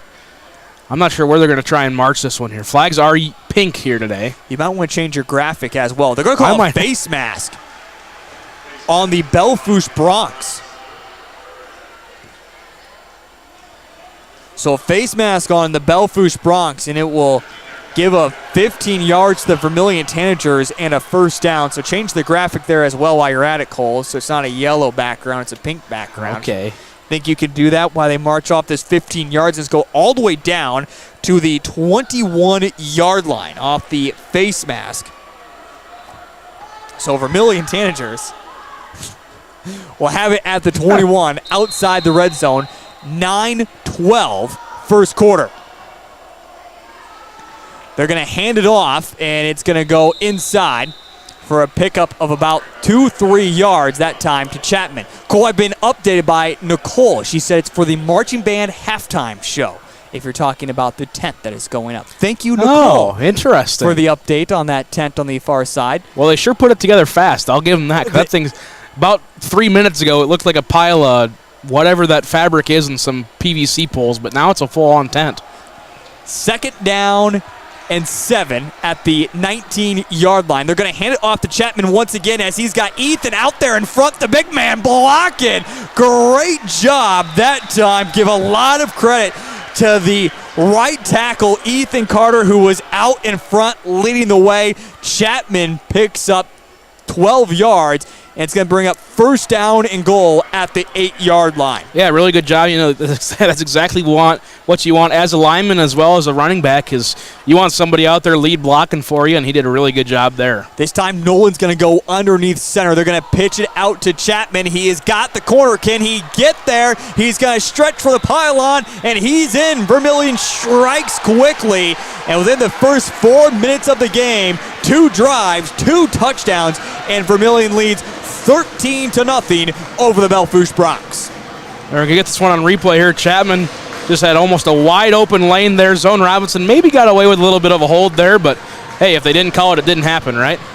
Cole, this has to feel good. You could talk about where this season has led you to this point, maybe expectations, this and that, but the way Vermillion is taking care of business right now, this has to feel really good if you're the boys in red and white.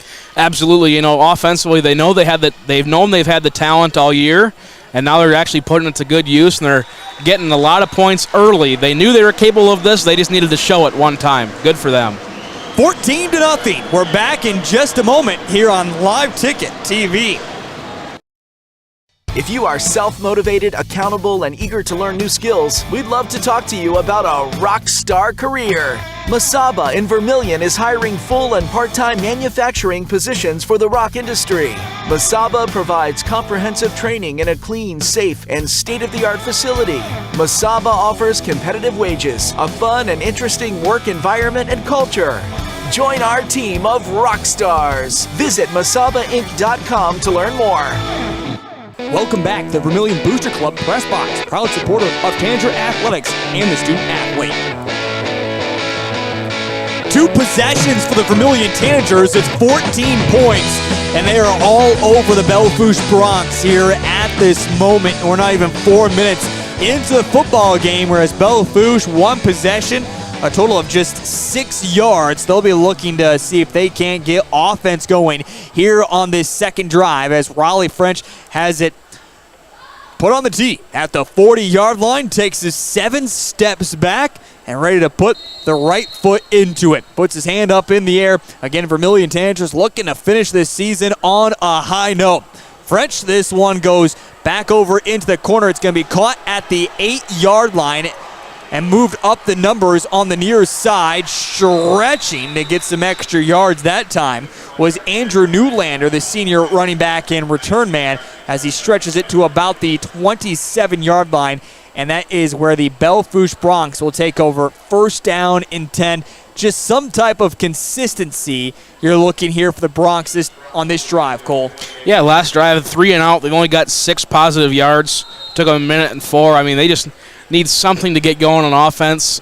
Had a little bit going, we thought, after that big first play that got him almost all those yards, but couldn't get anything after that. So it'll be shotgun formation for Noah Weltfelt. Standing at the 23, back to pass. It's be a quick out, and this one slipped there for a moment. Was Harvey Walding, had his left foot go from out underneath of him and just kind of sat down from there. It's going to be a pickup, though, of 5 yards and brings up second down and 5. Yeah, it looked like he might have had a little opening there, but yeah, like you said, just slipped on his cut. Maybe would have gotten some more yards if he could have stayed on his feet. So second down and 5 for the Belle Fourche Broncs up at the 32-yard line. As this time Noah will go underneath center, bringing that fullback running back. They're going to hand it off to Newlander, who stretches it to the near sideline and will be ushered out of bounds right about the 37. He's going to be a yard short, so it brings up third down and 1 for the Belle Fourche Broncs. Yeah, Belle Fourche mixing up formations, mixing up plays, trying to fool Vermillion, but Vermillion's doing a really good job flowing to the ball right now. Maybe just need to try and get a little bit more in the backfield, try and stop him a little shorter than 5.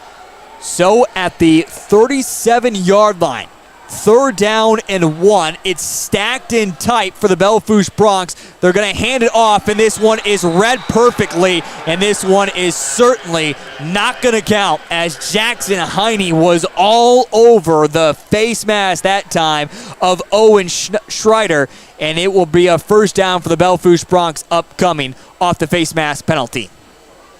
2 penalties, 2 face masks so far this game. And sometimes it can be obvious, and sometimes it can be hard to see. That time, though, Jackson had his hand completely up in the face mask of Owen. It was a great tackle, but again, it's going to be a 15-yard penalty and give the first down to the Belle Fourche Broncs of the football game. Yeah, I mean, we just saw that one back on replay, and that was about as obvious as we could have gotten there. It looked like his head was about to screw off of his body. And that one you just got to let go if you're Jackson as well, see if you can't maybe get the accidental, but a 15-yard penalty. It's a first down as it moves Belle Fourche all the way up to the 49. Now Noah's going to have to throw it as the pressure is on, falls incomplete as it hit the ground. Bring up second down and 10. Noah scrambling quickly out of the pocket on play action, if you will, Cole. That's, of course, supposed to bring him out of the pocket, but he's not setting his feet like you would like to see as a quarterback. No, that's exactly right. I mean, he's on the move. I think he knows that So I think he knows that pressure's coming eventually, and he's just trying to avoid it for the most part. But yeah, I think he just needs to set his feet, get a little more of a solid base underneath of him, and then just throw it a little better. So 2nd down and 10. Ball is at the 49-yard line. Shotgun formation for Noah. Back to pass. No, it's a design quarterback keeper all the way, and he's got the edge along the far sideline as it's wrapped up high around the next zone. Robinson finally takes him down at the 38. It's a pickup of 13 yards. Another 1st down, and a great response back here on this drive for the Belle Fourche Broncs. Yeah, they're showing that they can come out. So far, they've fooled Vermillion a couple times, like on that last run.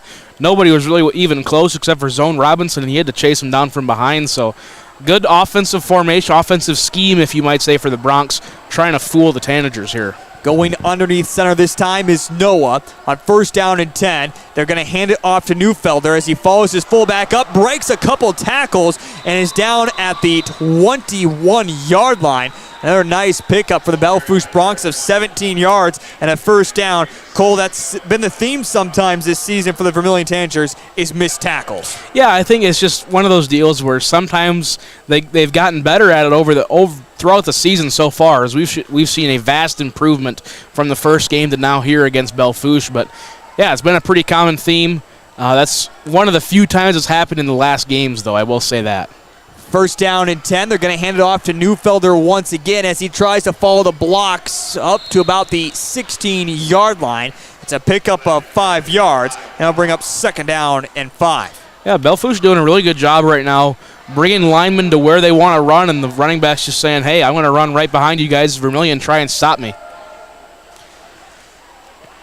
So at the 16-yard line, inside the red zone are the Belle Fourche Broncs as they try to punch it in to answer back the opening 2 touchdowns for the Vermillion Tanagers. This time they're going to go to Owen Schreider, who's the fullback, and he goes right up the middle for about 4 yards or so, and it's going to bring up 3rd down and short. They've seen a little bit of a different scheme in this drive compared to the first one. Belle Fourche, they only had 3 plays in the first one, so you can't really judge most of it off of it, but they're doing a lot of run plays, runs right up the middle. They're basically just saying, here we go, Vermillion. I'm going to run it right here. How about you try and stop me this time? So it's going to bring up 3rd down and 1 as it's going to go underneath center, and everyone moved except for the center, so they're going to call that a false start on the center, if you will, and it's going to be 5 yards in the wrong direction for the Belle Fourche Broncs. Yeah, not what you wanted there for Belle Fourche, but as a center, I can say that's happened to me a couple times. The most memorable one is when I snapped it on a 1 count when it was supposed to be on a 2 count, and our quarterback got the ball, was confused, and set it down. And we were playing Scotland Menno, and they just picked it up and said, hey, it's our ball now. True story, did happen. I will tell you, I'll tell you how not to have a false start. On 3rd down and 6, it's going to be a quick little pass, and this one's completed up to about the 10-yard line, where it is going to be enough, a completion of 7 yards to Earl Jordan. And it's a 1st down and goal now for the Belle Fourche Broncs on the 7-yard completion. So, Cole, I played center as well, which is always hard for people to believe. Again, we ran speed, and that's what we did. So this is how a 135-pound center beat people off the ball. We did not snap the ball. It was on my go. So you could never go on 2, if you will. I just snapped the ball, and that is how we played football. Yeah, it's probably smart for our coaches not to just let me snap it whenever I wanted to. High snap, pull down. There is going to be a holding here on the play as Noah Weltfelt takes off. He's going to get up to about the 5-yard line, but it is coming back. It's going to be a holding penalty on the Belle Fourche Broncs. Yeah, I've had 3 penalties and 3 pretty obvious ones, if I had to say so myself so far. So again, a holding penalty, move it backwards, and everyone else is curious out there, how does that work? It's just simply, I was told I'm ready. That's what the quarterback said. I'm ready, and it was on my snap whenever I was ready from there. It's usually when he said I'm ready, it was pretty quickly after that. I didn't want to be down in the stance as long as if we can hurry up. So your snap count was basically just your quarterback saying, I'm ready. Yep, and we went from there. Interesting.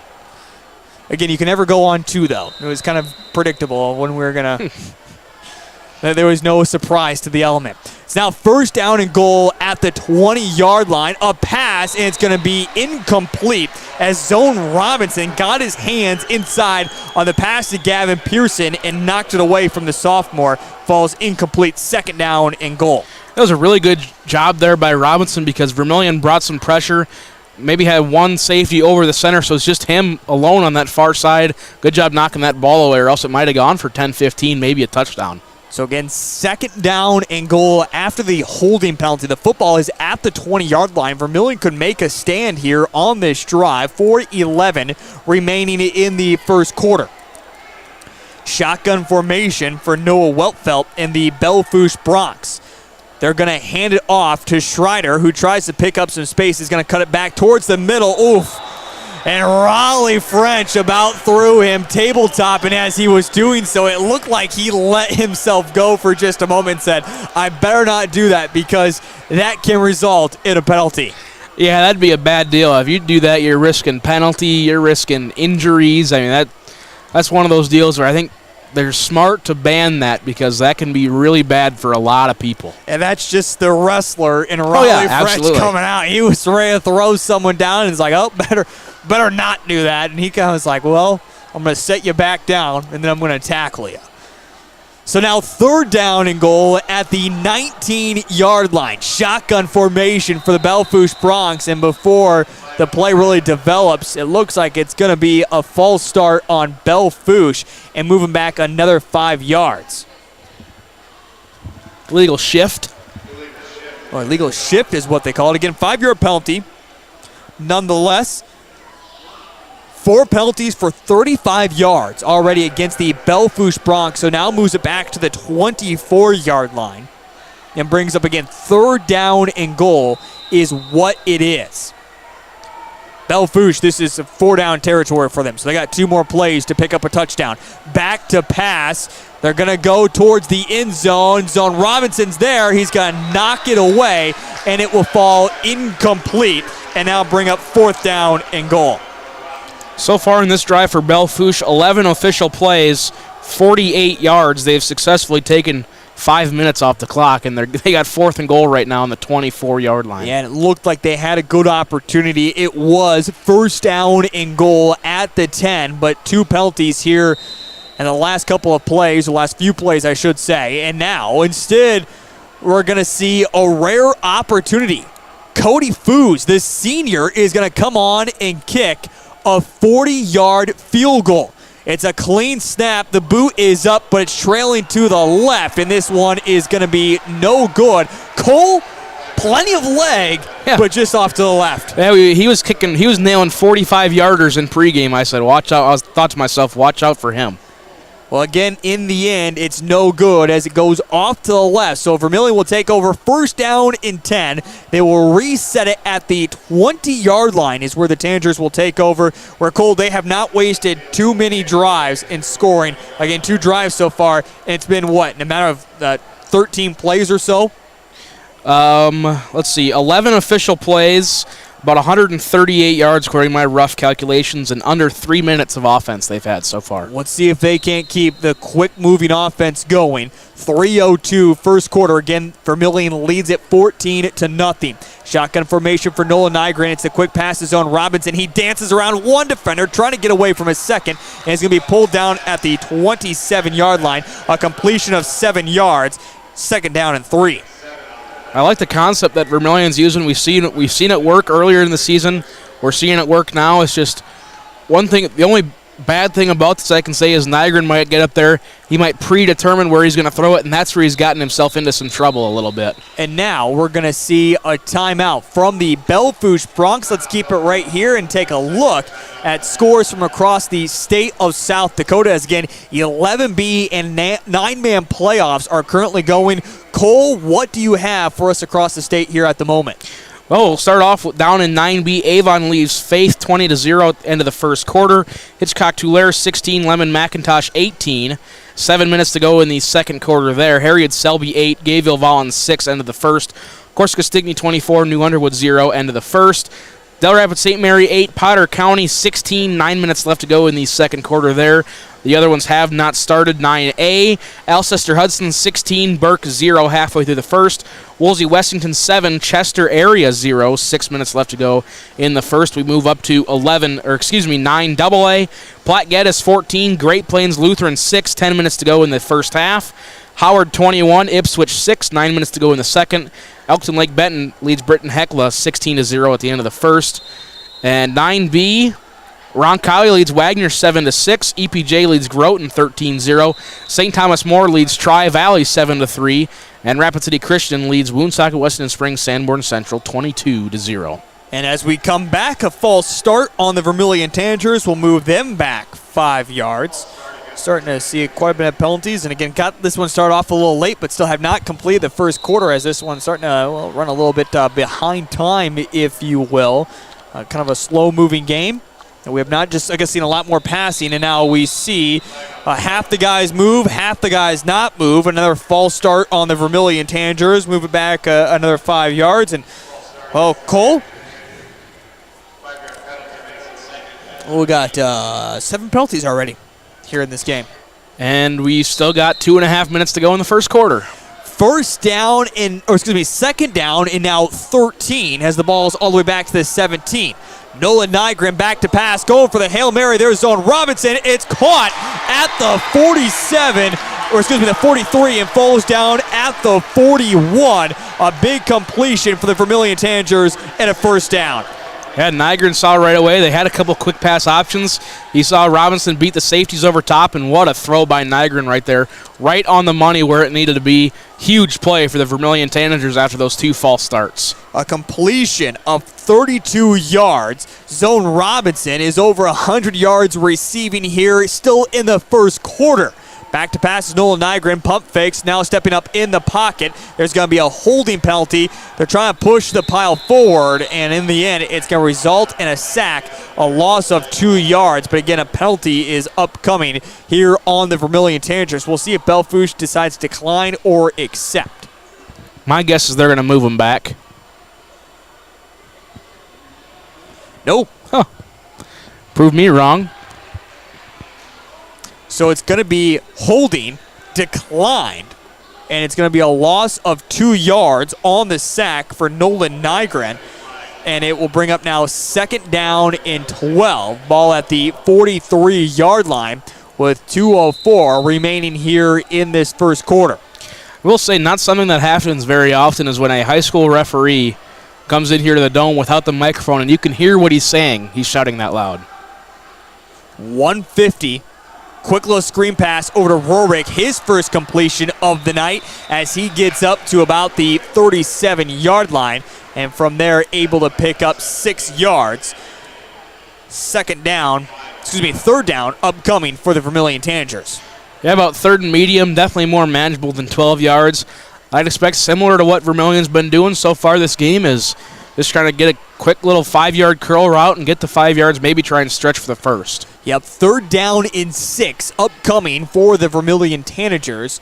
We'll see if they can't pick up the first down, as again the ball is at the 37-yard line. Vermillion trying to get lined up, shotgun formation for Nolan Nygren standing at the 42.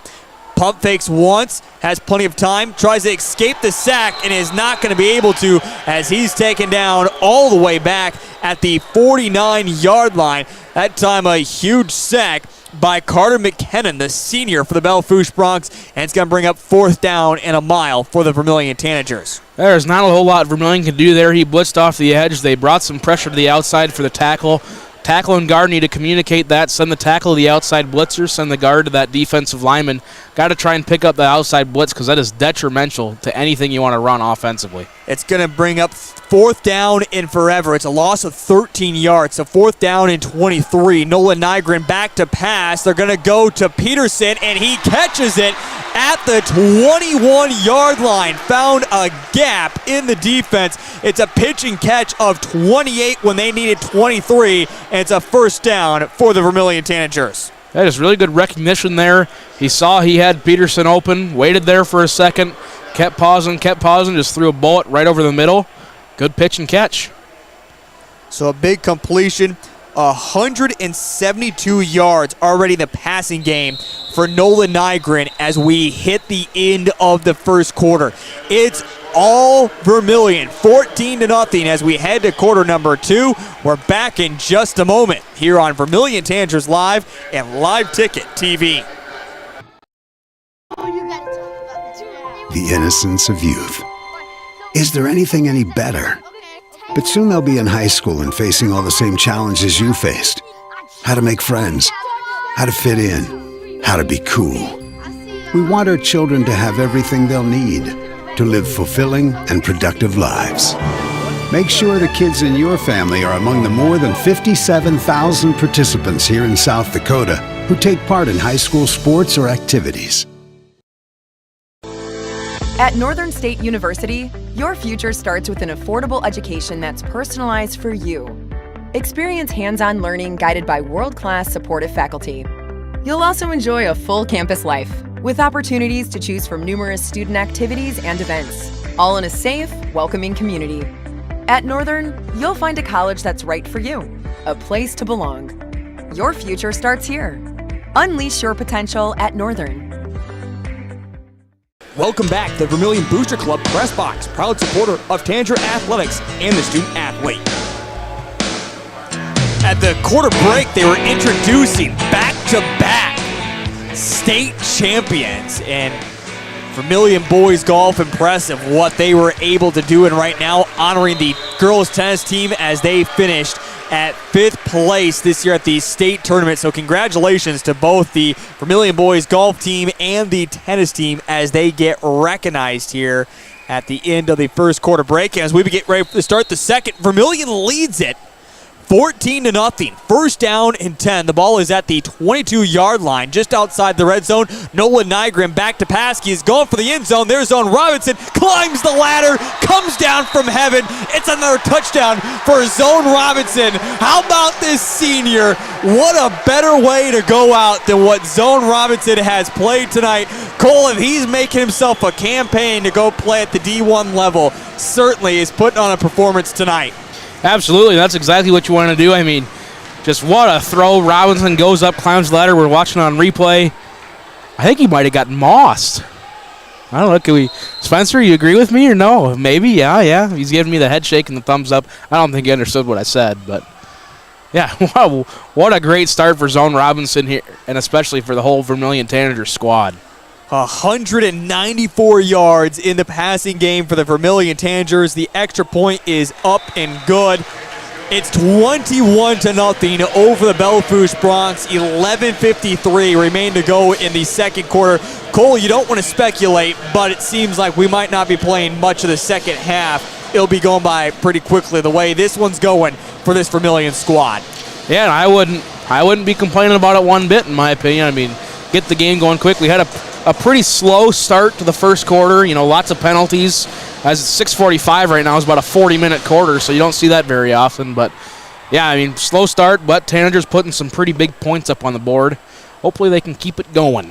21-0 with 11:53 remaining here in the first half, as the Vermillion Tanagers again been all just a passing game. In fact, only 15 total yards rushing for the Vermillion Tanagers, but 194 yards in the passing game. And 2 big touchdown receptions now by Zone Robinson. And Nolan Nygren just only 3 incompletions on his 12 passes. He's 9 for 12 for 194 yards so far. So it's been very, very impressive, very, very quick as well, Cole, is what you're saying. Yeah, 8 plays, 80 yards, just 3:09 taking off the clock in total.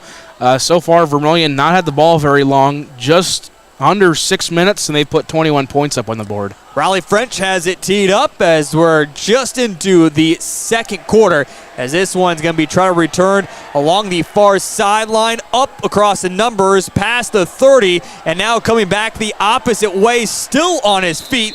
Ran a long different ways, bouncing from side to side, it seemed like Andrew Newlander, but in the end only gets to 31, and Belle Fourche will take over there, first down and 10. Yeah, it was quite the return. I mean, he was trying to make something out of nothing. Good job on that return. I mean, he cut back about 3 or 4 times. Vermillion just could not stop him. So first down and 10. The Belle Fourche Broncs will take over. They go all the way up to the 34 is where they officially mark it. And Belle Fourche again will take over. They had a good drive on their last drive, but eventually will stop because of big penalties. They're going to hand it off this time underneath up to the 35. They get it. It's a pickup about a yard or so and bring up now a second down and 9 upcoming. And now we're going to see a very, very late penalty, which this one is going to be a personal foul against who? More than likely, it's some type of words were being used on the Vermillion Tanagers as they're pointing the way of Vermillion. So it looks like a 15-yard penalty coming up against Vermillion Tanagers.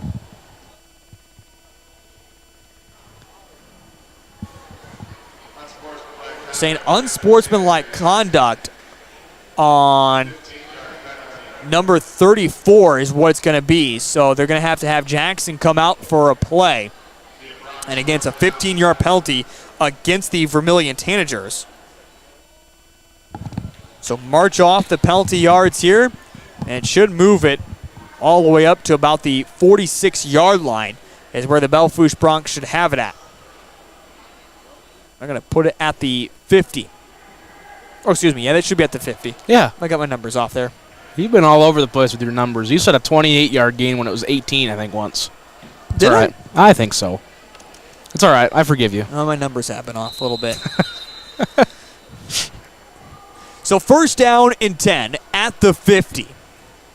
As it's going to be a pitch to the outside. Now trying to cut up along the far hashes. Nowhere to work that time for Gavin Pearson. And it's going to bring up second down and 10. Yeah, just nowhere to go. Good job. Vermillion doing as good as... Just give me a second here. As good as they're doing offensively, I think they're doing equally, maybe even better defensively. They're putting the brakes on Belle Fourche's offense right now, not giving them any room to work. So second down and 10 upcoming for the Belle Fourche Broncs. Ball is at the 50. Again, a penalty helps it get all the way up here.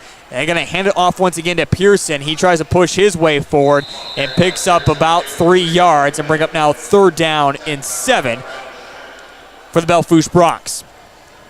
Yeah, good job there. I mean, he's still got 3 yards, but there has been not a lot of running room so far for Belle Fourche.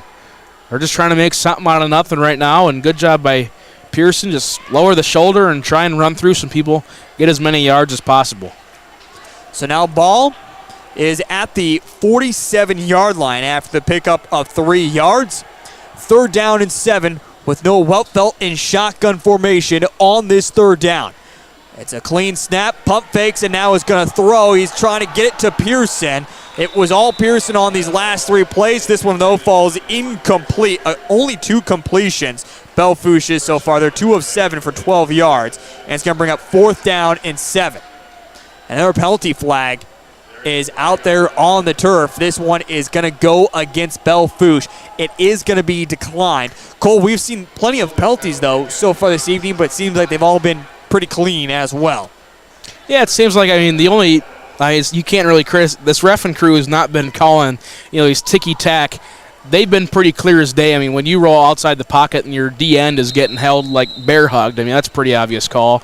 When your running back's head just about gets wrenched off his body, that's a pretty obvious call. So there's been a lot of penalties, but they've all been pretty clear penalties. It is a punt for the Belle Fourche Broncs. It's a clean snap.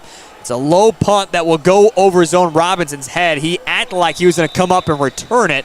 And again, goes well over his head and into the back of the Coyote end zone, where Vermillion will take over now. First down and 10. Cole, this is now the second time that Vermillion has started with 80-plus yards or more to go. And every single time they have walked away with a touchdown. In fact, they are 3 for 3 on drives tonight, resulting in touchdowns. Yeah, their first play they went 80 yards, or first drive went 80, second drive went 58, third drive went 80. I expect nothing else here from the Tanagers. So we'll see if they can do that. It's been all the passing game, 194 yards passing by Nolan Nygren. This time it's going to be a fake handoff. He'll keep it himself using his feet. It's going to be a pickup of about 12 yards. Gets up to 32 and brings up first down and 10 for the Vermillion Tanagers. That is a good play there. I mean, saw nothing was there, just kept it up himself. got 12 yards. Good gain there for Nygren. 9:30 remaining here in the first half. Vermillion leads it 21-0 over the Belle Fourche Broncs. Nolan Nygren will go underneath center this time with Chapman behind him. They're going to pitch out to Chapman with blocks out in front. Peterson leading those blocks. Chapman almost got tripped up by the turf monster before he's finally pushed out of bounds at the 44. A pickup of 12 yards and a first down. I think this is what we might see Vermillion try and do a little bit more is go back to that run game, get the clock moving a little bit. They've already got a pretty comfortable lead. Try and work the clock a little bit. It's all in your favor right now. And you're not trying to run up the score by any means. You take what you're given as a coach, and once you can, give these seniors a little bit more playing time, and then you start to worry about the backups into the second half. And Vermillion's just been able to move the football nicely. This has really been a long trip up now. The third false start on the Vermillion Tanagers. 5 confirmed penalties against them this evening for 45 yards. It's an average of 9 yards given up every single time a penalty flag is against the Vermillion Tanagers. Yeah, somebody was they're shifted on this near side. I couldn't quite catch their number, but they were trying to go from on the line to off the line, but it was a little too slow. So, it'll bring up first down and 15. Ball is at the 41-yard line. It's going to be a handoff to Chapman. Chapman is going to get spun around and taken down at the 43. A pickup of 3 yards and bring up second down and 12. Yeah, like I said, Vermillion trying to go a little bit more run heavy, try and wind the clock a little bit. Appears it's what they're trying to do. So on second down and 12,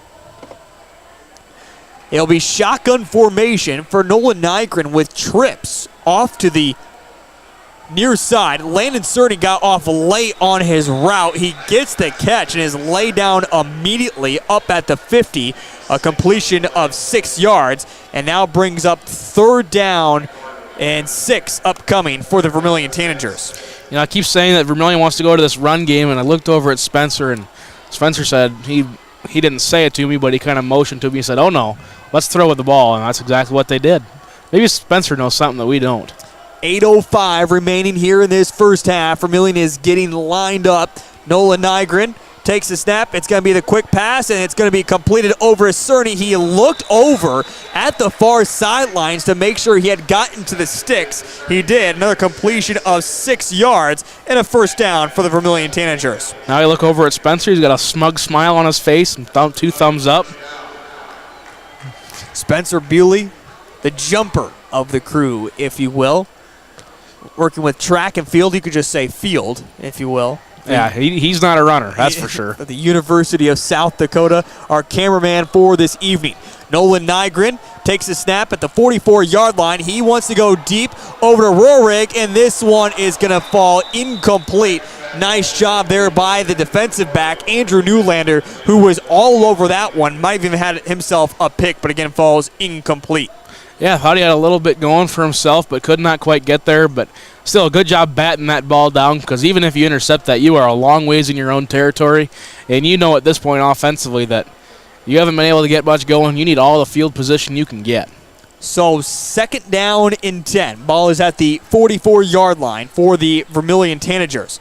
Nolan Nygren fakes the handoff. It's going to be a quarterback keeper with a blocker out in front, and he's falling exactly that. He's going to get spun around right at the 39-yard line. Looks like he might be a half yard short, and it's going to bring up third down in inches, but there is an injury. Has taken a shot to the back this time. For the Belle Fourche Broncs was Lucas Tonziger, the freshman, and he is still down there on the ground holding his left side as the trainers will come out and take a look to make sure he is okay, as again, he looks like he is down in some pain.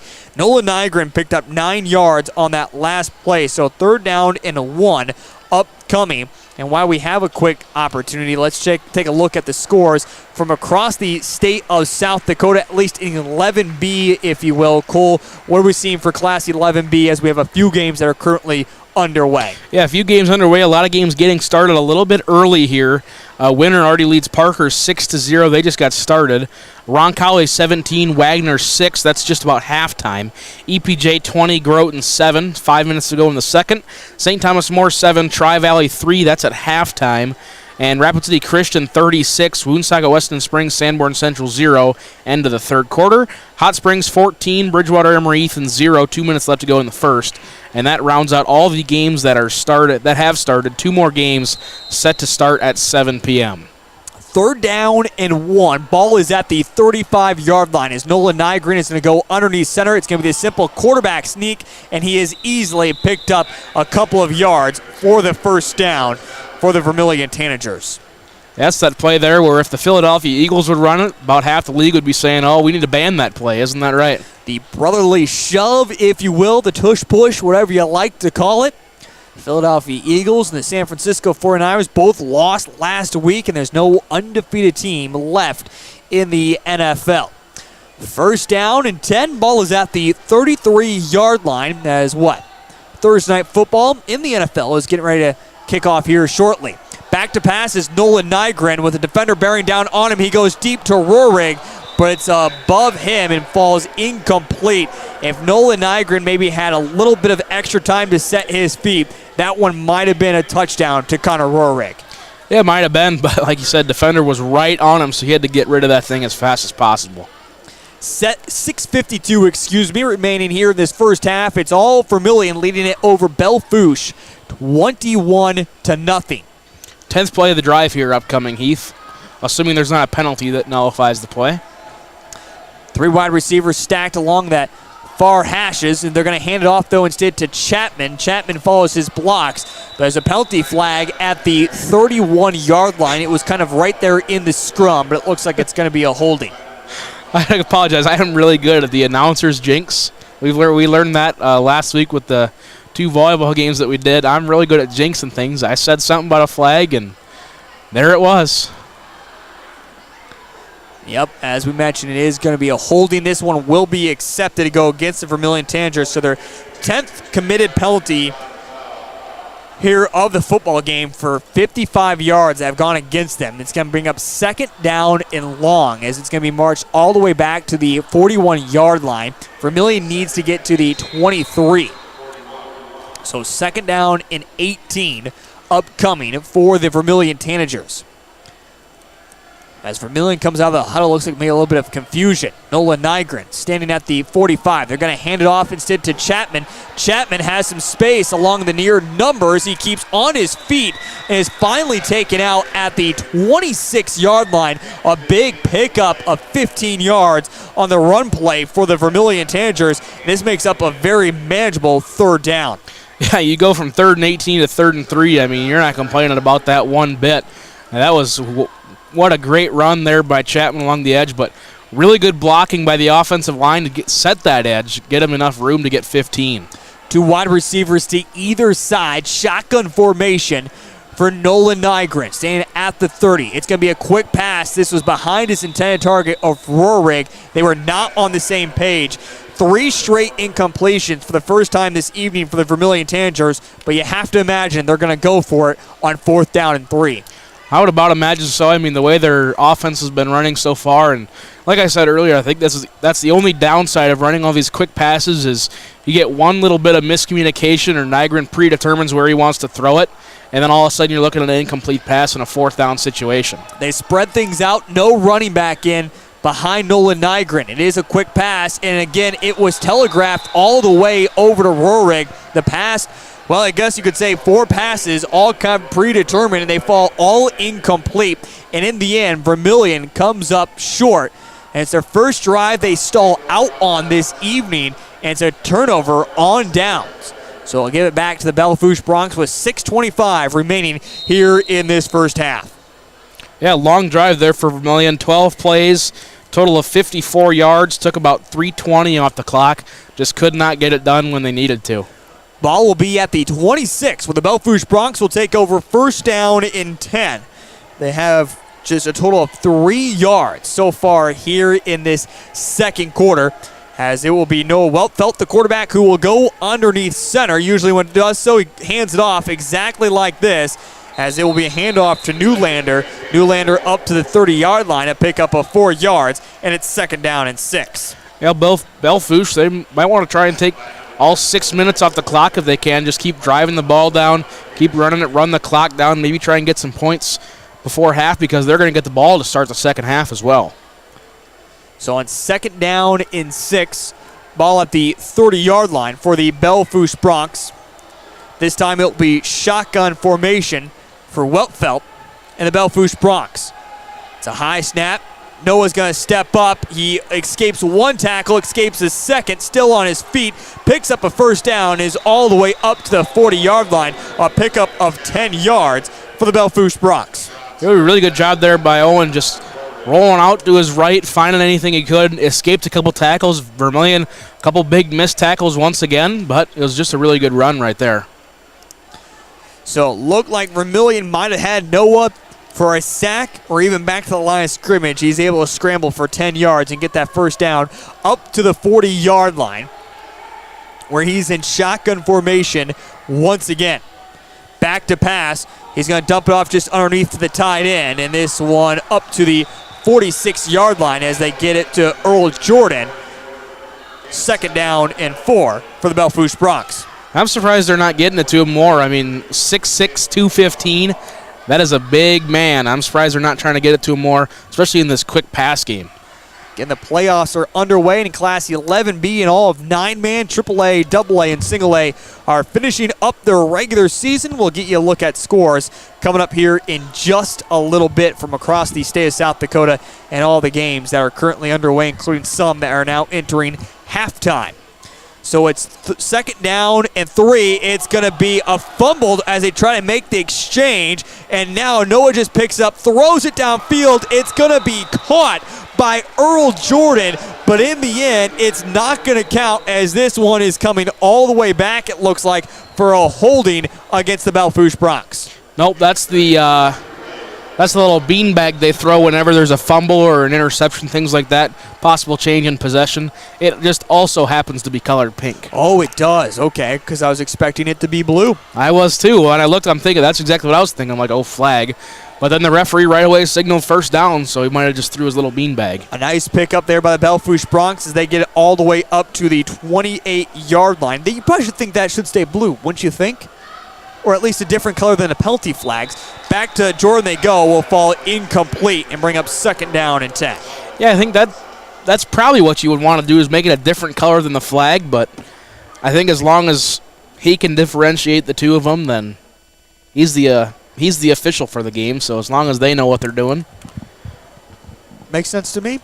2nd down. Heath doesn't know what needs to go on. I would prefer not to have it the same color as the penalty flags. I mean, is the beanbag blue or is it yellow? It's blue, right? That's not yellow. That's your question. 2nd down and 10. They're going to hand it off this time as they try to work it to the outside with Gavin Pearson. And Pearson has nowhere to go as he's wrapped up by Braden Bickett and bring up now 3rd down and about 9 for the Belle Fourche Broncs. See, now that pink right there, that's a flag.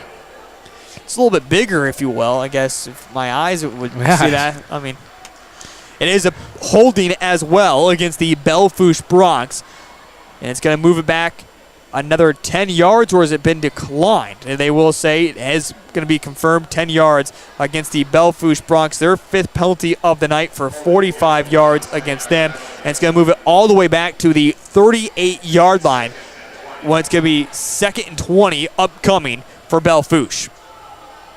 I'm not sure how many 2nd and 20 plays that Belle Fourche has designed. Well, they've been in it a few different times so far this evening. It will be underneath center Noah.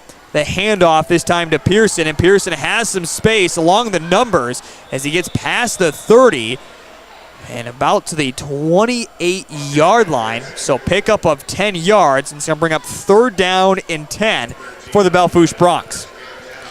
Well, I guess it doesn't matter if you have any 2nd and 20 plays. As long as you can get 10 yards, just make it 3rd and long. I think they're officially going to rule it about 3rd and 11 here on this play, but definitely a lot more manageable than 20, that's for sure. Ball is at the 29-yard line for the Belle Fourche Broncs on 3rd down and 11. split wide receivers on either side. Otherwise, the Belle Fourche Broncs are in tight.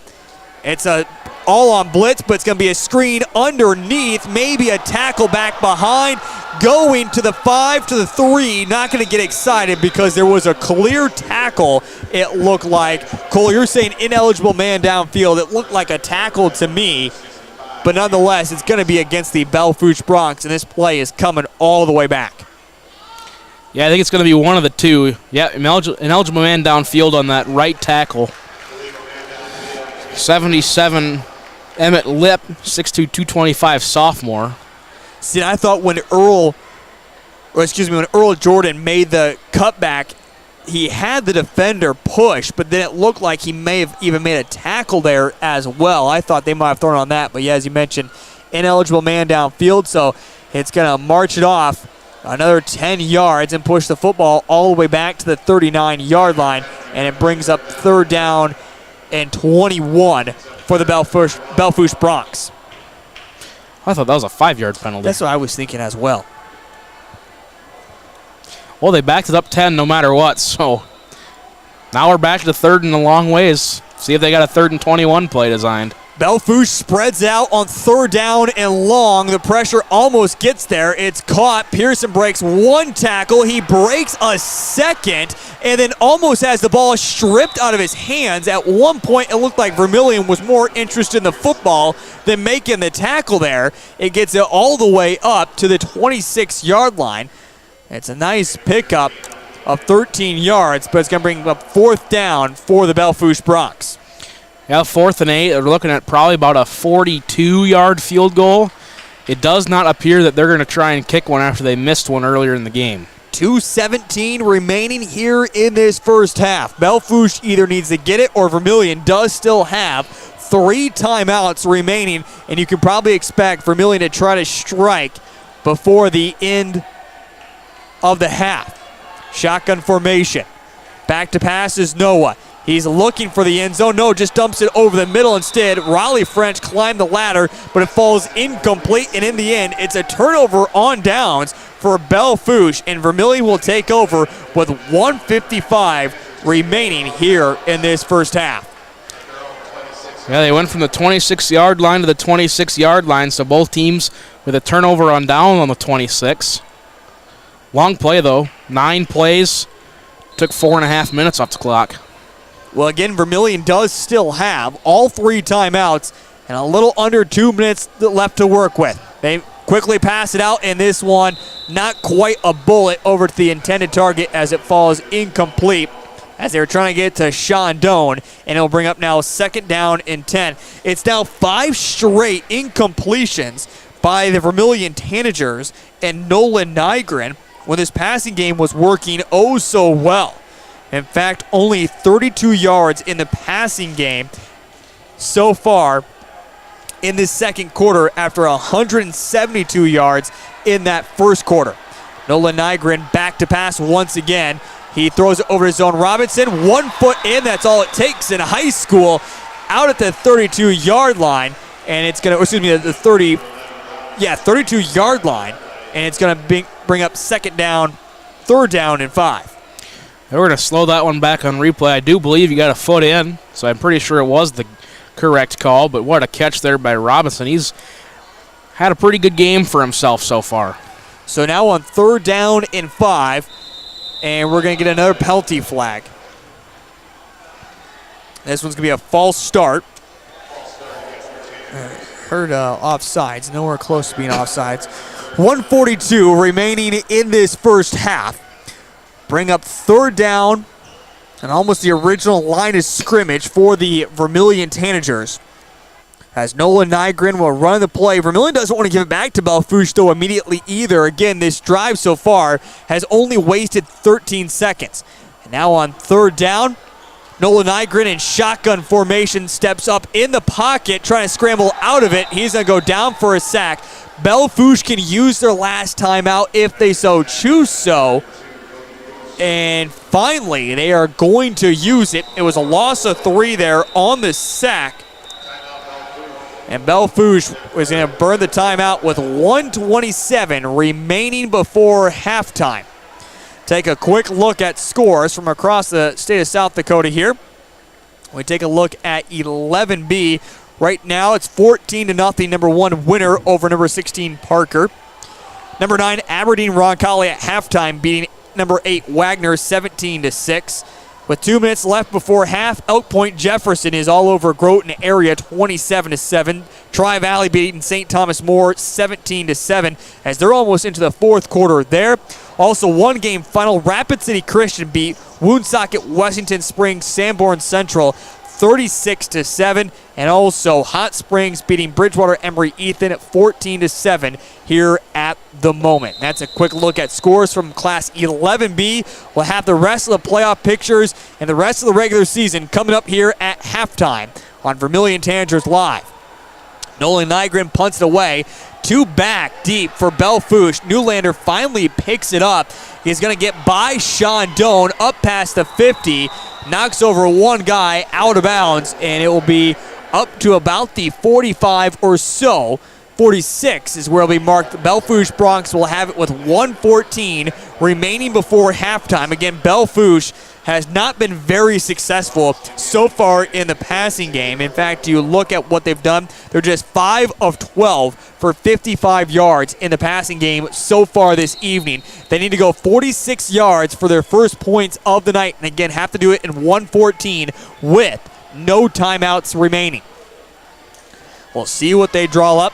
Noah Weltfelt will be able to set first down and 10, but before we have that, we have, I believe, either illegal substitution or 12 men on. That's what I was thinking. The way it was called, it looked like it might have been 12 men, excuse me. Maybe 12 when they broke the huddle, probably, if I had to guess. Because one did run off late there. So 5-yard penalty, 7th penalty now against the Belle Fourche Bronx for 60 yards against them. So move it back now, first down and 15 on the opposite side of the 50 for the Bronx. And we're finally signaled ready to get back into play. Noah, shotgun formation. Takes the snap, looking to pass, going to go over the middle, and it falls through the hands and incomplete as they try to get to Riley Hunt. 2nd down and 15 upcoming. Yeah, big drive here for Belle Fourche. The one time they actually got some yards, they had an 11-play, 48-yard drive. They missed a field goal. That was with 3:02 to go back in the first. Every other drive other than that, it's either been a turnover on downs or a punt. And they also need some momentum, maybe get a score because they get the ball to start the second half. They certainly do. And you mentioned this would be a big drive for the Belle Fourche Bronx to have a chance at getting back in it. Vermillion has not scored in the last, 2 possessions after they started off this evening, 3 of 3. And maybe a holding against Ethan Carter, against the Belle Fourche Bronx. Nonetheless, it's going to be intercepted by Connor Peterson as he intercepts it. It was going right to him, out of bounds at the 32. And now Vermillion will have another chance offensively with 1:03 remaining before halftime. And Cole, that was just Noah trying to make something happen downfield. There was a wide receiver in the area, but it was Connor Peterson who read that one perfectly. Yeah, exactly. I mean, he was just trying to make something happen because he had rushers all over him. I mean, his line was trying to hold him back, but they couldn't. So big possession here for Vermillion with 1:03. Yeah, if they can score here, this would be huge. They're going to go downfield, and this one is intercepted right back as it goes to Pearson. All right, let's just take a couple of running plays and get out of this for both teams, as this one is not going anywhere. Nolan Nygren tried to force it downfield, didn't necessarily set his feet. Interception, both teams throw back-to-back interceptions, and Belle Fourche will take over. 1st down and 10 at the 48. Now, we've seen some quick drives today, but the last 3 drives, Vermillion 41 seconds, Belle Fourche 11, Vermillion 9 seconds. Like I said, there's nothing wrong with a simple run and percent to half and reset ourselves. We'll see what Belle Fourche decides to do with 52 seconds remaining here before halftime. 2 wide receiver. And this is going to be taken off by Noah Weltfelt. It was a design quarterback keeper all the way. And he's going to get back to the line of scrimmage. Ball to 48. Belle Fourche, if I'm correct, Cole, has to run one more play here. I do believe so. So he went down before the 40s. Before there was less than 40 seconds on the clock. Yeah, they're just going to run one, get out of here, yeah, probably. So you can just tell the way they're walking. But I guess the clock's run too. That's obvious. All right. Thanks, Heath, for the obvious update. They're going to hand it off to Pearson, who tries to push his way forward. He will do so, picking up about 3 yards or so, and that will send us to halftime, where Vermillion leads it at half. 21-0 over the Belle Fourche Broncs. We have our first half statistics. Look at scores from across the state of South Dakota and much more. That is all on the way next here at halftime on Live Ticket TV and Vermillion Tanagers Live. Whether you're pregnant or planning ahead, you and your baby deserve a healthy start. We offer a wide range of services such as advocacy, health screenings and education, care coordination and car seat safety, participant empowerment, referral services, and fatherhood support. To learn more about Great Plains Healthy Start, visit greatplainstravelhealth.org or call one of our 5 service areas today. Brought to you by Great Plains Healthy Start, so that the people may live. Farmers know crop insurance is essential for managing risk. It's also valuable for maximizing revenue. The crop insurance officers at Farm Credit Services of America have proprietary tools and expertise to deliver the personalized crop and revenue protection you need for the peace of mind you want. Nobody delivers crop insurance like this. Discover the difference by calling 800-884-FARM. Agriculture works here. What's your big picture? To fix my fixer-upper. To be done renting. To make more room. If a great home is in your big picture, First Bank & Trust can help you navigate buying, building, or remodeling with local mortgage experts who make it easy. To give Hazel a big backyard. Find out how First Bank & Trust makes home buying easier at bankeasy.com. This is what matters. This is beyond X's and O's. This is the difference mutual respect makes. This is what character looks like. This is what defines us in South Dakota. This is sportsmanship. School sports, it's not the outcome that matters most, but the way the games are played. This message presented by the South Dakota High School Activities Association and the South Dakota Interscholastic Athletic Administrators Association. In times like these, it's good to know there's a place where people know who you are, no matter how long you've been gone. A place where the smells of home cooking are still in the air, where a simple wave warms your heart, and sharing stories is just a way of life. It's good to be home. Agraria Insurance Company, protecting what's important in life. Contact your local Agraria Insurance Company agent.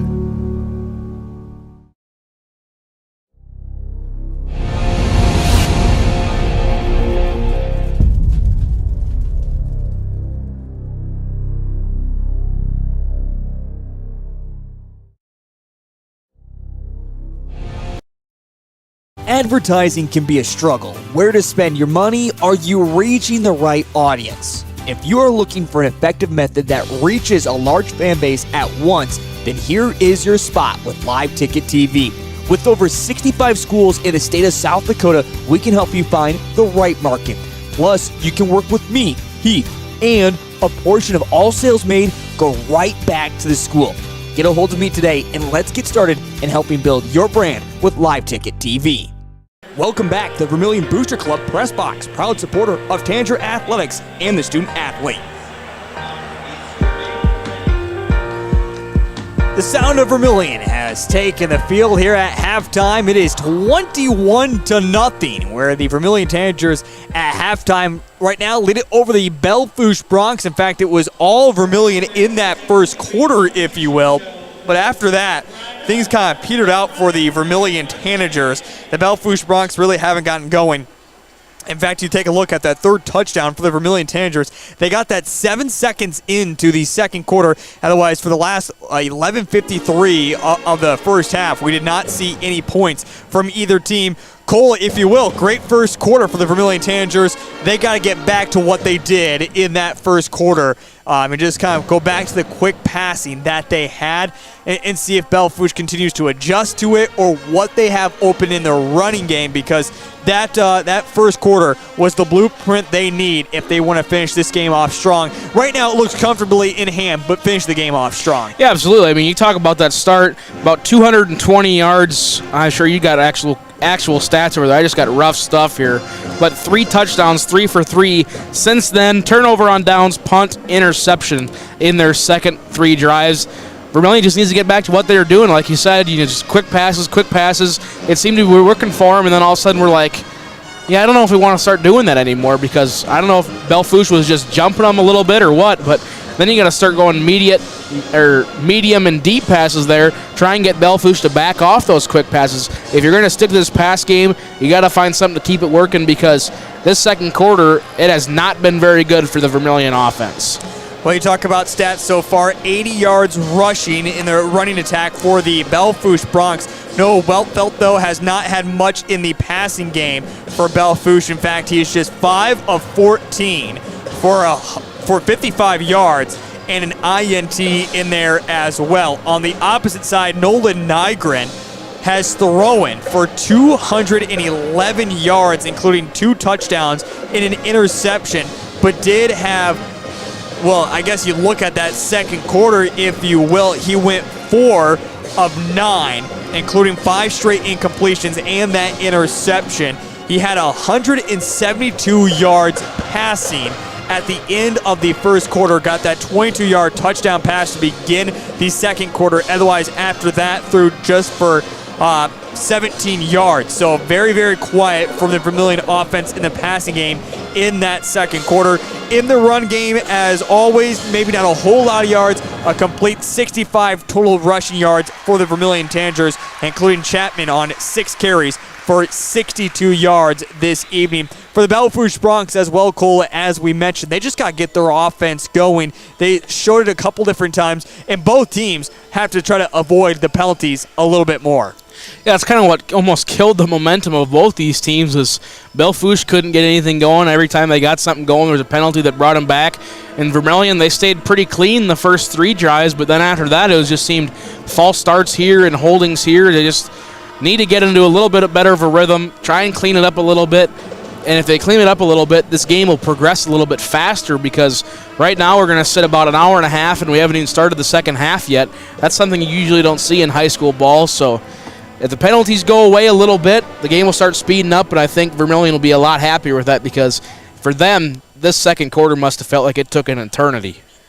It is the band on the field, the sound of Vermillion, as they perform under the big top right now here at halftime. Again, Vermillion leads it 21-0 over the Belle Fourche Broncs. Again, it was really in regard to their pass game in that first quarter, but we did not see a whole lot of teams. Now, if it trends back in the way we saw in that first quarter, we will be seeing some running clock and maybe a quicker moving second half, if you will, but we'll have to see how things go as we move along here this evening. We're going to step aside. When we come back, it's scores from across the state of South Dakota and a look at the playoff picture. That is on the way next here on Live Ticket TV and Vermillion Tanagers Live.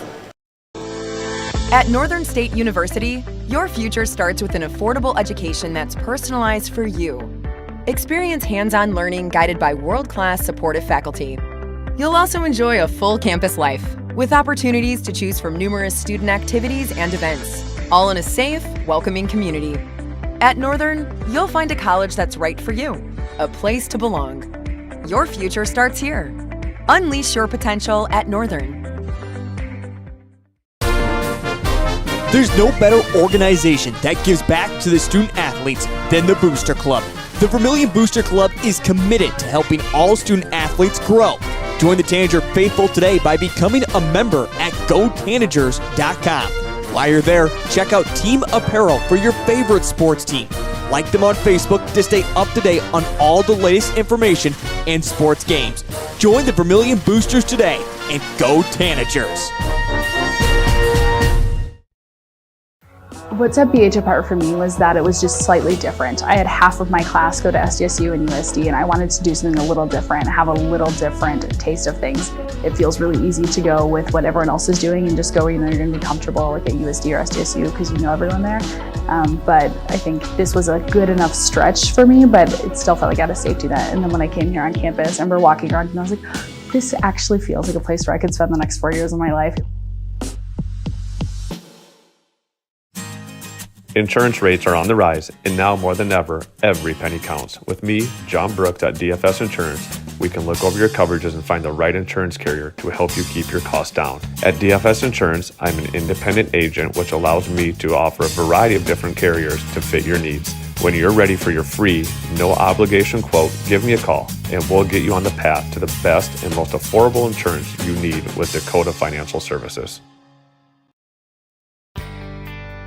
Farming today requires constant adjustment, innovation, and the right seed, and you'll find that with Pioneer Seed at Dakota Seed and Services in Irene and Vermillion. With the most advanced technologies and local experts, Dakota Seed and Service share in your hard work on the farm, adapting to an ever-changing industry. When you need the right seed, protection, and service, make it Dakota Seed and Services in Irene and Vermillion.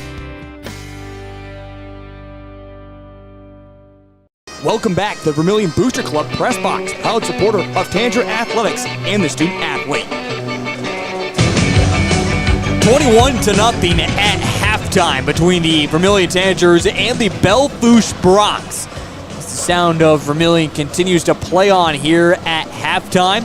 It's great to have you along here on this final Thursday regular season game for the Vermillion Tanagers. Again, Vermillion had to have a few things go right for them if they wanted to make the postseason.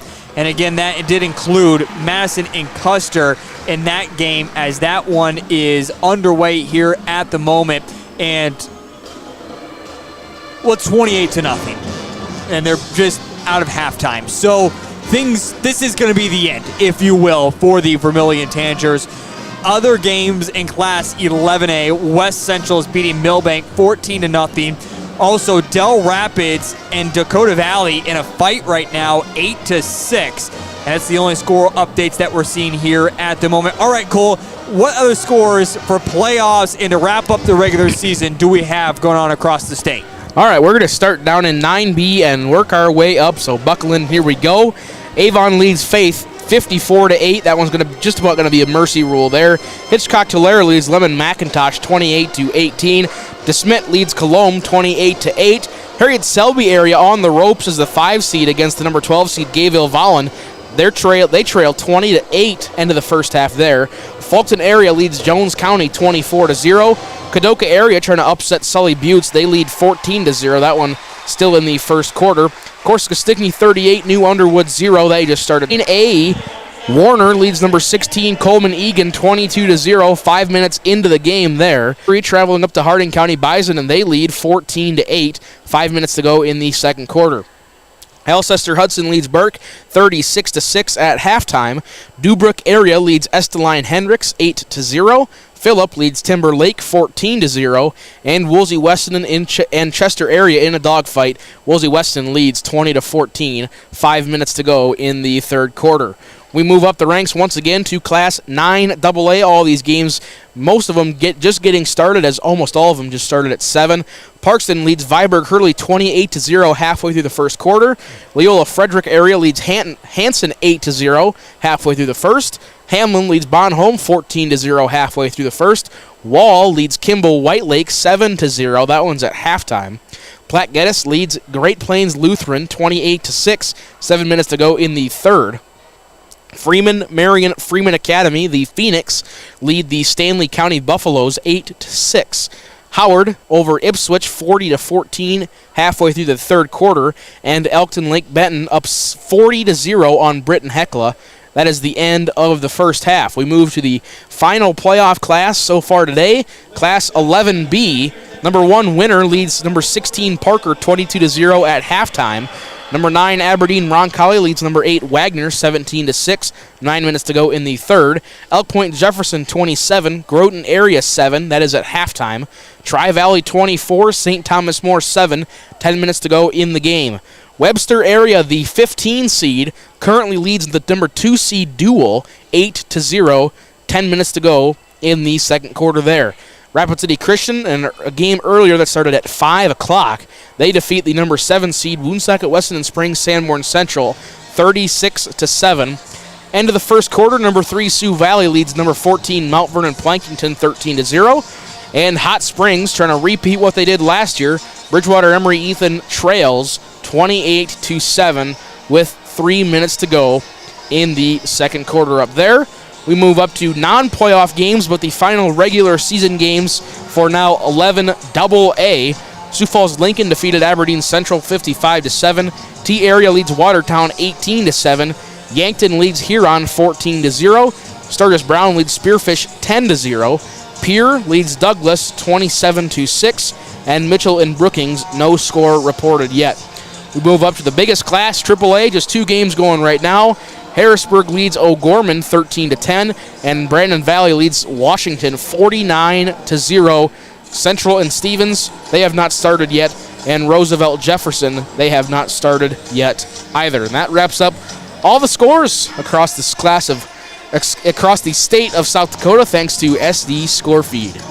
Yeah, always great to have SD Score Feed, and I also want to give a big shout out to all of our sponsors here that sponsor Live Ticket TV. Don't forget, if you'd like to be a sponsor today, you can simply get a hold of me, Heath Nimke. We can get you signed up for the right advertising campaign as you can reach across the state of South Dakota or right here in your local area. 92 schools signed on with Live Ticket TV, including our recent school just signed up last week at the end of the football season, if you will. But hey, we'll take you anytime.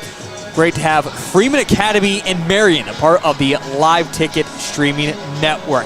Again, it's 21-0 here at halftime between the Belle Fourche Broncs and the Vermillion Tanagers. Belle Fourche are going through their final warm-ups. We have yet to see the Vermillion Tanagers as they now finally emerge from the tunnel. We get set for the second half. That is on the way next here on Live Ticket TV and Vermillion Tanagers Live.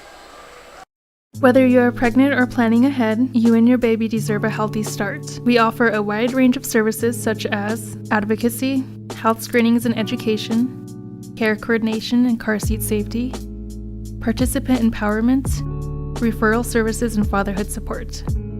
To learn more about Great Plains Healthy Start, visit greatplainstravelhealth.org or call one of our 5 service areas today. Brought to you by Great Plains Healthy Start, so that the people may live.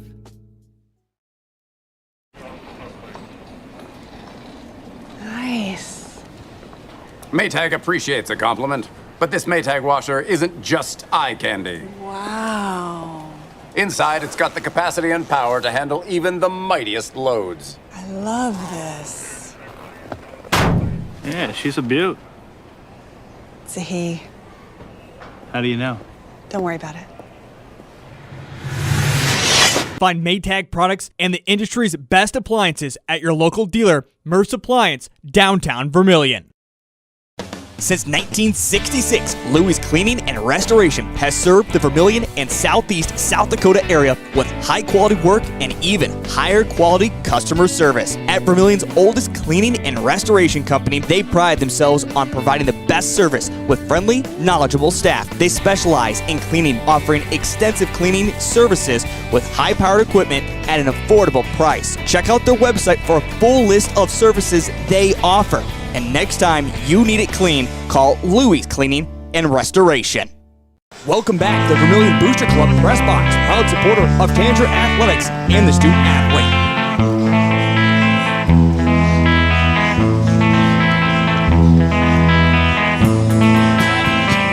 Back here on Live Ticket TV and Vermillion Tanagers Live as we get set to start the second half between Vermillion and the Belle Fourche Broncs.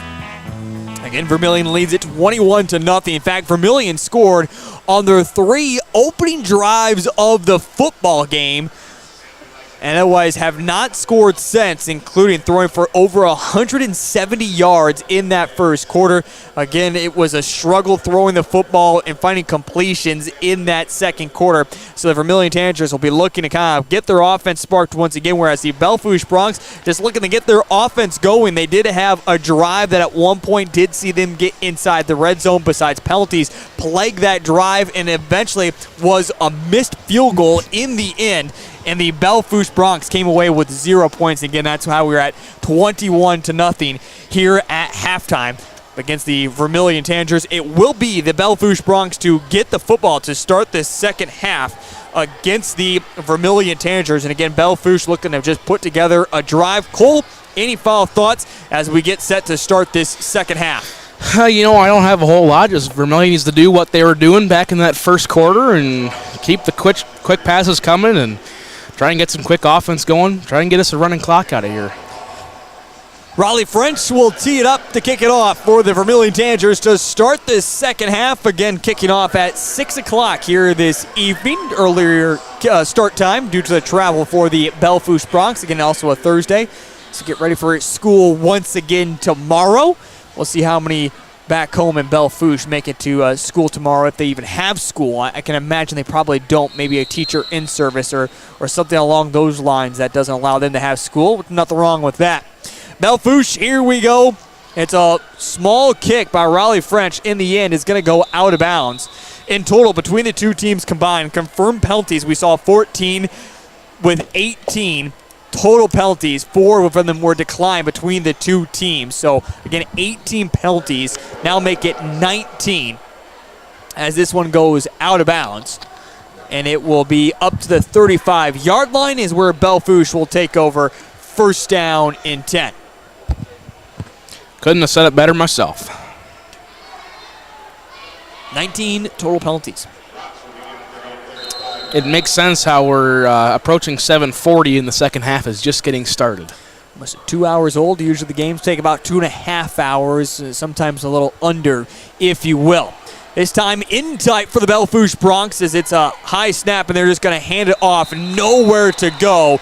It's going to be a loss of 4 or 5 yards that time as they try to get to Owen Schreider and bring up now second down and 15 with the ball at the 30-yard line. Yeah, Vermillion did a pretty good job there defensively, flowing, got through the line, stopped the run early. And that's what they're going to try to do for this second half and make Belle Fourche pass it on them. So ball at the 30-yard line. Yeah, Belle Fourche has not been successful. As we mentioned, 5 of 14 at halftime in the passing game so far this evening for just 55 yards in an interception. Speaking of the pass game, Noah is scrambling off to the far side. Now he's just going to take off his own. He's going to pick up the original line of scrimmage and pick up a first down and more as he gets pushed out of bounds at about the 50-yard line or so. They're going to mark it at the 47, so a pickup of 17 yards and a first down. Hey, good job there just scrolling out. And Waldfeld saw that he didn't have anything going for him, and he just decided to run for it. Got plenty for the first down. So up to the 47-yard line, not quite across the 50 for the Belle Fourche Broncs. Again, Belle Fourche has moved the football plenty so far this evening. They just have not been able to finish it off and get it across the goal line for tonight. Again, they've been down inside the red zone once this evening before penalties plagued the drive. They're going to hand it off as they go to Newlander. He did not hit the hole hard, kind of hesitated, picks up a yard or two, and he'll bring up second down and 8 coming up for the Belle Fourche Broncs. That's one thing I've seen about all these Belle Fourche running backs so far is the hole might be there, but they're just not running hard to try and get through it. I think they just keep churning the feet, run a little bit harder. They're going to find that instead of having to find the holes are going to find them, and they're going to just start making them. So I think if they start running a little bit harder, they're going to start getting some bigger gains. The ball is up at the 49-yard line, right there at the South Dakota logo, home of the University of South Dakota Coyotes, who are ranked inside the top 25 for the FCS. Shotgun formation once again. They're going to hand it off to Schreider as he tries to follow some blocks. Finally cuts it upfield and is going to cross the 50 and up to the 48-yard line. A pickup of 4 yards and bring up a manageable third down and about 5 for Belle Fourche. They got an injured Bronc on the field. They're going to stop play. Again, this is going to wrap up the season for both the Belle Fourche Broncs and the Vermillion Tanagers as the season does come to an end. Vermillion would probably needed some help along the way if they wanted to make the playoffs. One of those main scenarios was Madison was going to have to lose. We saw earlier Madison was winning 28-0 last time checked against Custer. So the season is going to be over, just like for the Vermillion Tanagers last year, who finished their season 4-5, but in the end fell, well, I guess a game short, if you will. Day late, dollar short, if you even want to, because if you may remember last year, it was Lennox who made the playoffs, 3-6 overall. But it was all based on the strength of schedule and the seed points, and it's going to happen once again of that way. That 3-6 team is going to make it in Class 11A, as Madison's going to finish out that way of 3-6. They've won their last 3 games to get to that mark, and more than likely be playing Del Rapids in the first round. The injured Bronc this time is, again, Mason Neal, the sophomore, who has helped out the offensive lineman, not putting much pressure on that right foot. Hopefully it's nothing too serious. And on 3rd down and 5, Belle Fourche will be looking to pick up the first down here. Or 3rd down and 6, excuse me. They will spread things out with 2 wide receivers to either side. Trying to get a first down 2 minutes into this second half. Back to pass, the blitz is on. It's going to be caught, and Newlander is going to get away from a defender, break a second tackle before he's finally pushed out of bounds at the 33-yard line. It's a pickup of 16 yards and a first down for the Belle Fourche Broncs. Yeah, good job there breaking tackles. I mean, he broke, 1, 2, 3 tackles. Looked like he was down there for a second. Maybe even stepped out of bounds, but referee in the field said he did not, so that's the call I'm going with. Drive very similar to what we've seen from Belle Fourche. This is usually right in that area. They struggle to get something going. Dane Richardson runs on late. Of course, his left arm is in a cast after an injury last week against Madison, but he's still playing out there. They're going to hand it off to Newlander, and he has nowhere to go as he is wrapped up. Speaking of Dane, he's in there on the play along with a few other Tanagers. Back to the line of scrimmage, and bring up now 2nd down and 10. Yes, Vermillion doing a really good job right now stopping the inside run. And whenever Belle Fourche goes outside, they need to start focusing better on stopping the outside run as well, because Belle Fourche's biggest plays have been on that outside run game. They've got nothing up the middle, so whenever they go outside the tackle, it seems to be where they're getting their biggest gains. 2nd down and 10. It's the clock moving right along here in this second half. Belle Fourche has had this entire second half. Vermillion hasn't taken the field offensively yet. They're going to hand it off once again to Newlander. This time he hits the hole nicely and gets up to about the 26-yard line or so. Bring up 3rd down and 3 out of the pickup of 7 yards. Another big run. Looked like right at the tackle, maybe just a bit inside, so I might have eaten my words there. But another big run for Belle Fourche. Looks like they're going to mark him a little shorter, so maybe about a 3rd and 4. But still a lot more manageable than that 3rd and 10. Noah runs out the play. As you mentioned, Colt, 3rd down and 4. This time they're going to go underneath center. We've seen quite a bit of runs when they do this. With Schreider, the fullback, Newlander, the running back. They're going to hand it off to Newlander, and he's got plenty on the first down inside the red zone and down to the 17-yard line. A pickup of 10 yards and a first down for Belle Fourche.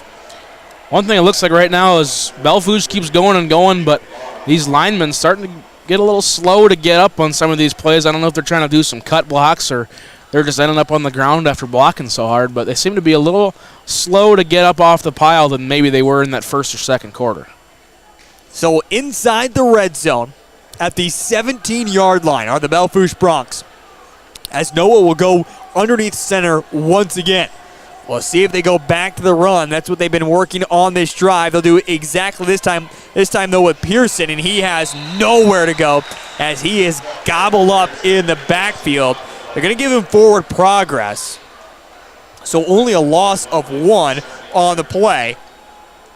And bring up 2nd down and 11. This is where we've seen Vermillion defensively all season long really stand up tall. Yeah, it just seems like for some reason whenever they get their backs a lot closer to the end zone, they finally, almost like they kick into gear and say, all right, they're not going to get any more after that. I mean, I wish they'd see the back of the end zone and maybe get in that mindset about the 50-yard line, but you take what you can. And last time Belle Fourche was this close to the end zone, they missed a field goal. Vermillion trying to hold them to that again. They're going to hand it off, this time a new running back, the first time that we have featured Keyshawn LeLacheur out there, and he has nowhere to go. And it's going to bring up now 3rd down and 11 upcoming for the Belle Fourche Broncs. Officially listed as a tight end at 5'11", 165. Cole didn't think I knew my French either. That's why he was looking back over at that sheet. Cole, I took 6 years. That is true. Took 6 years of French. Did you know I can speak fluent French? I'll believe it when I hear it. Well, you shouldn't believe it because those 6 years I maybe were taking about a couple words, if that. I can read it just fine, I realize, but I can't speak it that well. It's going to be a quick pass up to the 10. It's going to be short, about a yard short or so, a pickup of 10 yards for the Belle Fourche Broncs. So on 4th down and 1 at the 8-yard line, obvious go-for-it situation for Belle Fourche. Yeah, I mean, it seems like they've been moving the ball pretty good. 10th official play of the drive, about 55 yards in the drive so far, and they have successfully taken over half of the second quarter clock down. Yeah, they certainly have. 5:30 mark now of this third quarter. So on 4th down and 1 at the 8, we'll see if it's going to be just a simple quarterback sneak. No, they're going to hand it off to LeLacheur, and I don't know if he got there. It's going to be close. Vermillion is saying they stood up tall. Belle Fourche is saying it's a first down. Where do the officials mark it at? They might be bringing out the chain gang here. Haven't officially signaled yet on 4th down and 1. No, turnover on downs. Vermillion comes up defensively and makes the stand inside the red zone. Belle Fourche twice inside the red zone tonight, and they walk away with nothing so far. And Vermillion will take over 1st down and 10 inside their own 10 at the 8-yard line with 5:17 remaining in the third quarter. We'll see if it's back to quick passing or if it's to the run game. The official was in there talking to Nolan Nygren there for a little bit about something. But here come the Tanagers. The first possession of this second half. Already halfway gone.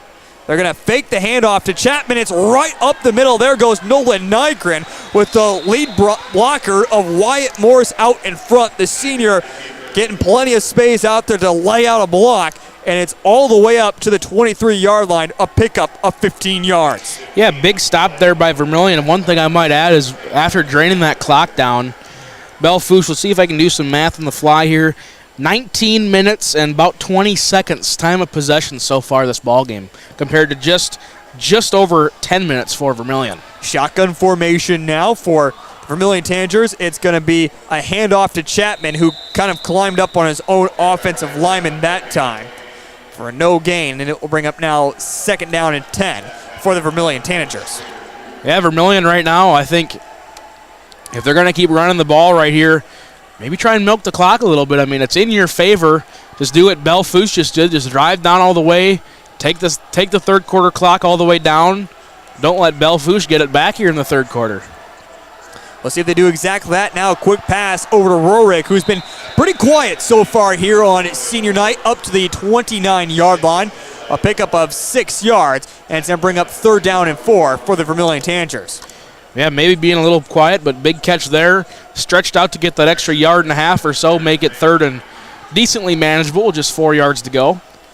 By the way, might have a small upset right now as they're going into halftime. Webster area leads it over Dual, by the way, 8-6. Quick pass, this one falls incomplete to Landon Cerny, was the intended target. And it looks like Vermillion doesn't waste too much time offensively as they give it right back to Belle Fourche. Yeah, Nygren got very lucky there. They went through the hands of just about 2 Belle Fourche defenders before it fell. So, on 4th down and 4, Vermillion is going to have to punt it away. Clean snap. Nolan plenty of time to punt it. Takes a bounce at the 44-yard line. into the hands of Pearson as he tries to find some room. Really nowhere to go. Gets it back eventually to the 45-yard line where he kind of falls down, and that is where Belle Fourche will take over. First down and 10. Cole, what time of possession was a minute 38 or so? I mean, it was not long whatsoever. No, it was not. 22 plus 17, 39. 2:39 officially on the time of possession. I say officially very loosely. This is nowhere near official statistics, I might add. So we'll see what Belle Fourche can do on their second drive of this second half. And we're going to get a false start on Newlander. He was doing arena football. No, they're going to call a timeout instead. Well, Newlander was doing some arena football out there, running before the snap, and he got himself lucky. Timeout by Vermillion Tanagers. We'll step aside and take the timeout with them. We're back in just a moment here on Live Ticket TV and Vermillion Tanagers Live. Core Cares helps individuals stay at home by offering caregiving, nursing, and medical alert systems in over 55 communities in South Dakota. Specializing in tasks like bathing, meal prep, and medication setups, our well-trained staff delivers exceptional care. We invest in our team through customized training and comprehensive benefits. To learn more about job opportunities or services, visit our website at corecares.com. Core Cares, proudly serving our community. Best Western Ramkota Hotel in Aberdeen is the place to stay for business or the weekend family getaway. You'll feel right at home with ample parking, spacious guest rooms, and complimentary breakfast. And with a convenient location, you'll have easy access to local attractions and events in the area. While staying at the Best Western Ramkota, guests can enjoy an indoor water play land, an on-site Minerva's restaurant, exercise facility, wedding services, and a business center. For friendly service and a great stay, make your reservation today. Welcome back to the Vermillion Booster Club Press Box, proud supporter of Tanager Athletics and the student athlete. On first down and 10, it was a fumbled snap, eventually handed off to Schreider, and he picks up nothing. So bring up second down and 10 as we're back in action inside the Dakota Dome between the Vermillion Tanagers and the Belle Fourche Broncs as they wrap up their season here in Vermillion, South Dakota on this Thursday night. Fake the handoff. It's a quick pass. It looked like it might have been hit at the line that time.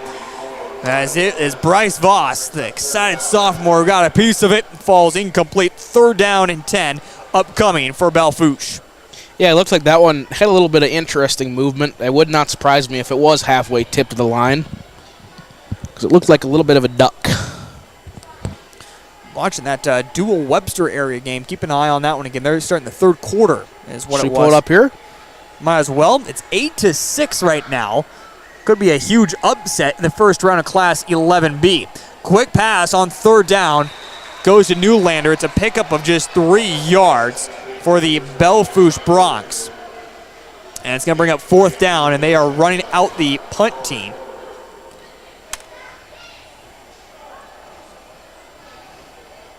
I don't know why you told us to turn on that game, Heath. It's at halftime. Oh, this one said start of the third quarter on my end. I'm sorry. I apologize, Cole. Do you forgive me? I forgive you. Of course I forgive you. All right, thank you. It's going to be punting away, Belle Fourche Broncs. Oh, this one high up in the air zone. Robinson calls for the fair catch, and he drops it. And Vermillion is going to get back on top of it at about the 21-yard line. Vermillion catches a break as Connor Peterson is able to get back on it in time. And Vermillion will set first down and 10. Cole, let's just use some of the clock here for the Vermillion Tanagers. I agree with that wholeheartedly, Mr. Nimke. Whether you run the ball or pass the ball, try and keep it in bounds, because I don't know if they realize this, but the time is on their side right now.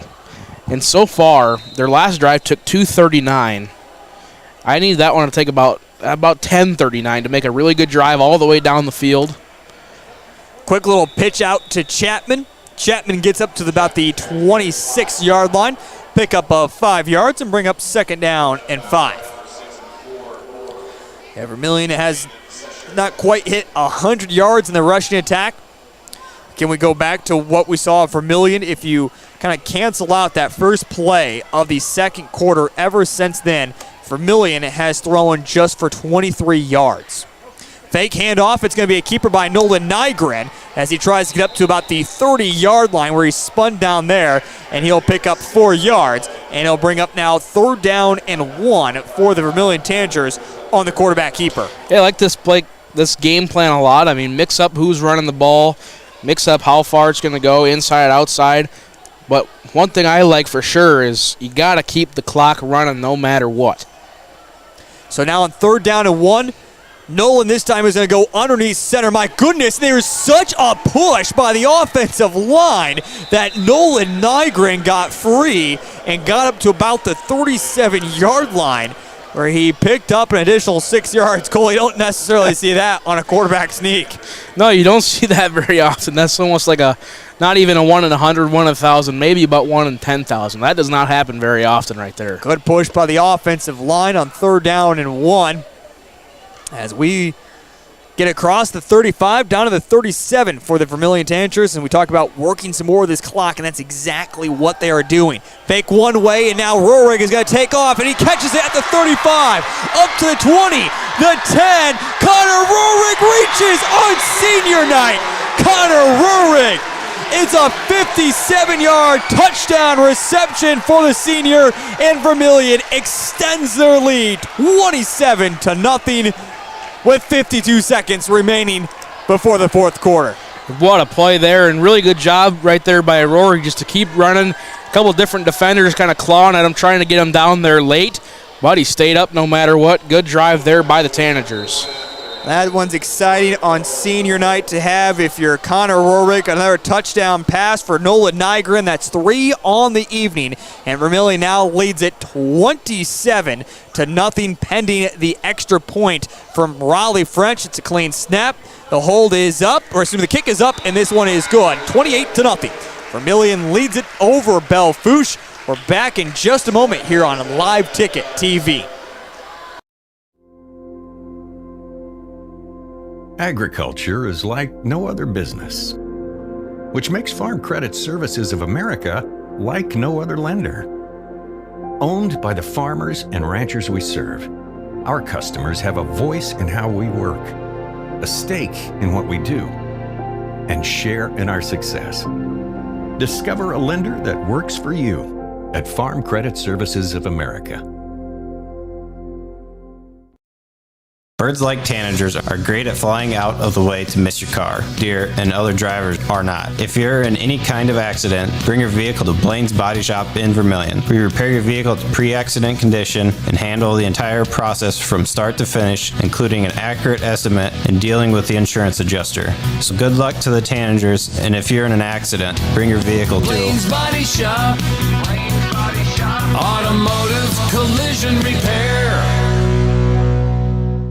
Welcome back to the Vermillion Booster Club Press Box, proud supporter of Tanager Athletics and the student athlete. Raleigh French has teed up. Vermillion another passing touchdown. They lead it 28-0 over the Belle Fourche Broncs. So Raleigh puts a low boot into this one. And it's picked up about the 13-yard line as Newlander tries to find some space along the far sideline. He's now going to turn upfield, and he's going to be pushed out of bounds, and a penalty flag comes flying from about 30 yards away into the action. It's going to be a block in the back on the Belle Fourche Broncs, so we'll see where they officially mark it at. But again, for Vermillion, Cole, this one has been a great evening and a great now into the 3rd quarter, kind of losing some momentum there, if you will, in that 2nd quarter offensively, but finally find that spark again in the passing game. Yeah, absolutely. I think it's because they went back to kind of what they were doing early in that 1st quarter is find the passing lanes, do a couple of quick little short passes, and then all of a sudden the deep ball's wide open because Belle Fourche is trying to cheat up for the short pass.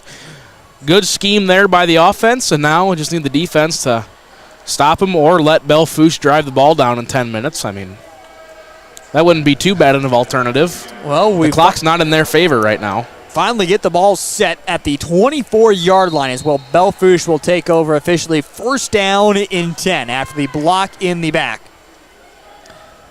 This one is going to be a handoff to Newlander, and he has nowhere to go as he's right there at the line of scrimmage. A couple Tanagers getting in there and wrestling him down. Again, gets right back to the line of scrimmage, and they'll bring up now second down. Second down and 10 for the Belle Fourche Broncs. Yeah, Belle Fourche offensively, I mean, they've gotten some decent drives going, but both times they've gotten a semi-decent drive, it's been a turnover on downs both times. So what they need to do is just work the clock down, maybe get a good drive going, and then finally they just need to finish a drive. That's all they need to do, and they'd be on the board probably 3 times if they could finish these drives. Well, that will wrap up the third quarter, where Vermillion leads it 28-0. The final quarter of the high school football season for the Vermillion Tanagers and the Belle Fourche Broncs is on the way next here on Live Ticket TV and Vermillion Tanagers Live. In times like these, it's good to know there's a place where people know who you are, no matter how long you've been gone. A place where the smells of home cooking are still in the air, where a simple wave warms your heart, and sharing stories is just a way of life. It's good to be home. Agraria Insurance Company, protecting what's important in life. Contact your local Agraria Insurance Company agent. Jensen Kennels is your safe place to take your dog while you're away. They have over 7,000 square feet of indoor run space and outdoor play yards. They pride themselves in providing enrichment both mentally and physically for all types of dogs. And speaking of size, Jensen Kennels can host any size of dog, from the smallest Boston Terrier to the largest Great Dane. To find out the full services Jensen Kennels offers, check out their website and Facebook pages. Next time you need your dog to stay in a safe, fun environment, make it Jensen's Kennels. Welcome back to the Vermillion Booster Club Press Box, proud supporter of Tanager Athletics and the student athlete. The cross-country team getting recognized as they get ready for state coming up this weekend, this Saturday. We'll see how the boys and girls can do in the cross-country team for the Vermillion Tanagers as we start this second half. It's a handoff to Newlander. I think he broke about 4 or 5 different tackles just to pick up about 3-4 yards in the end. And he'll bring up third down and 4. It looks like now he's going to be injured as he is not getting back to his feet. And that's tough to see for Newlander and the Belle Fourche Broncs as we have an injury right away to begin this fourth quarter. Well, while we have a quick opportunity, Cole, let's take a look at scores from across the state of South Dakota in the playoff picture. What are we seeing here at the moment?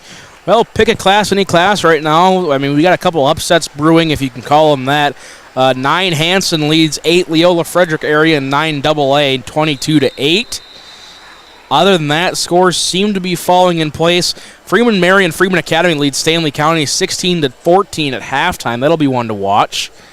Other than that, all 9 AA scores, look as they should. The Canastota-Centerville game has not been updated yet. Number 12, Gregory, leads number 5, Harding County Bison 28-8 at halftime. Woolsey Weston 26, Chester area 28. 2 minutes to go in the game there. Other than that, I think all the scores seems to be in order. All right. Well, we come back after the injury there to Newlander. Spread out for Belle Fourche as they're back to pass. Gets hit as he throws it, and it's above the head of his intended target. Peterson wanted a pass interference, and Connor Peterson was playing that straight up. Certainly no pass interference. Falls incomplete, and it's going to bring up fourth down for the Belle Fourche Broncs, and they will punt it away with the 11:37 remaining here in the ball game. This one well in hand for the Vermillion Tanagers, who look like they're going to finish their season off 3-6. At the 11A level, taking a look at scores here at the moment.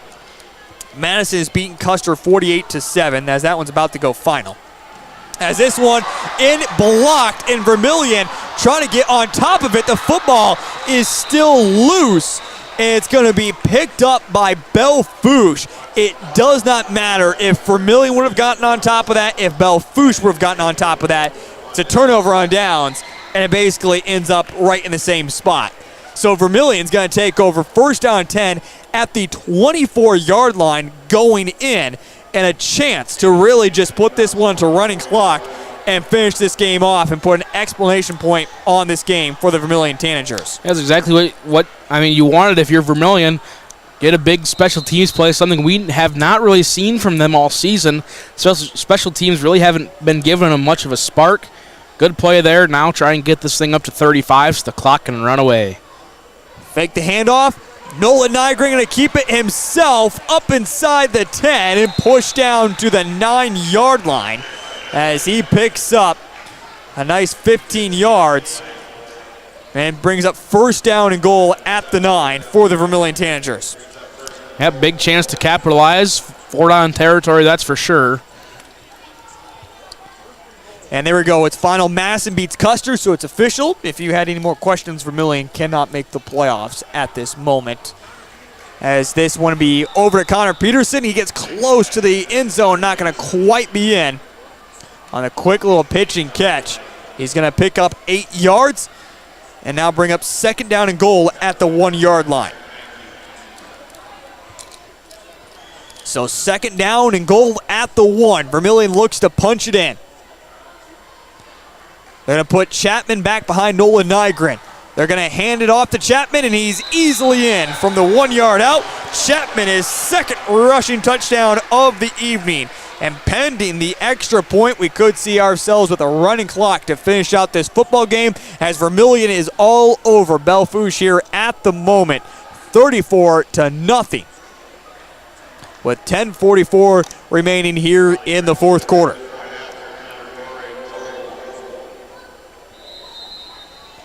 So here we go. Well, French sets down the tee is where they set the football on. Kick this extra point instead of kicking it straight off the turf here inside the Dakota Dome. Connor Rohrig, the holder. Riley French says he's ready. Clean snap. The extra point is up, and this one is good. So we will see our running clock throughout the rest of this football game, but nonetheless, it's Vermillion here in the season finale. All over the Belle Fourche Bronx, 35-0. We're back in just a moment here on Live Ticket TV. Do you have a pest problem? Got bats, ants, termites? Family owned and operated, Olson's Pest Technicians have had over 50 years experience taking care of pest problems in places across South Dakota, Nebraska, and Iowa. Utilizing brilliant methods such as Centricon bait stations for termites and Vicane treatment for bed bugs. There's no pest too tough for Olson's Pest Technicians. If you have pest problems, call 800-KILL-BUGS. Welcome back to the Vermillion Booster Club Press Box, proud supporter of Tanager Athletics and the student athlete. I do have a quick question for you, Cole. Yeah. I don't know if you can answer this for me or not. Okay. But with our cameraman being from the state of Texas, and the Houston Astros and the Texas Rangers playing in the ALCS, who is Spencer Bewley cheering for? Well, my original thought is Spencer sure looks like somebody who cheers for some cheaters. So I assumed he was an Astros fan, but he is. I wish we had a camera up here to see Spencer's face. No, he is a Rangers fan. Because I had to ask him, because he was watching the game. Originally, he said he was going, no, there's a flag. Here we go. Originally, he said, I'm going to put the Astros game on, and I thought, oh, he's an Astros fan. Here we go. But no, he is a Rangers fan. He said we're going to put the Astros game on? He did say that. Why don't you say you're going to put the Rangers game on if it's your team? Well, what are you doing, Spencer? I don't just say I'm going to put the Dolphins game on this Sunday night. I'm going to put the Eagles game on. I'm a Philadelphia fan. I might even say I put some Sunday Night Football. I wouldn't say the other team, though. So, again, block in the back is what we're seeing on the Belle Fourche Bronx. So we're setting this one up. It will be taking over at the 16-yard line. You two done playing over there? I'm going to adopt that as my strike three call from now on. It looks like we're going to see quick substitution as Pearson comes out. And we're ready to finally go.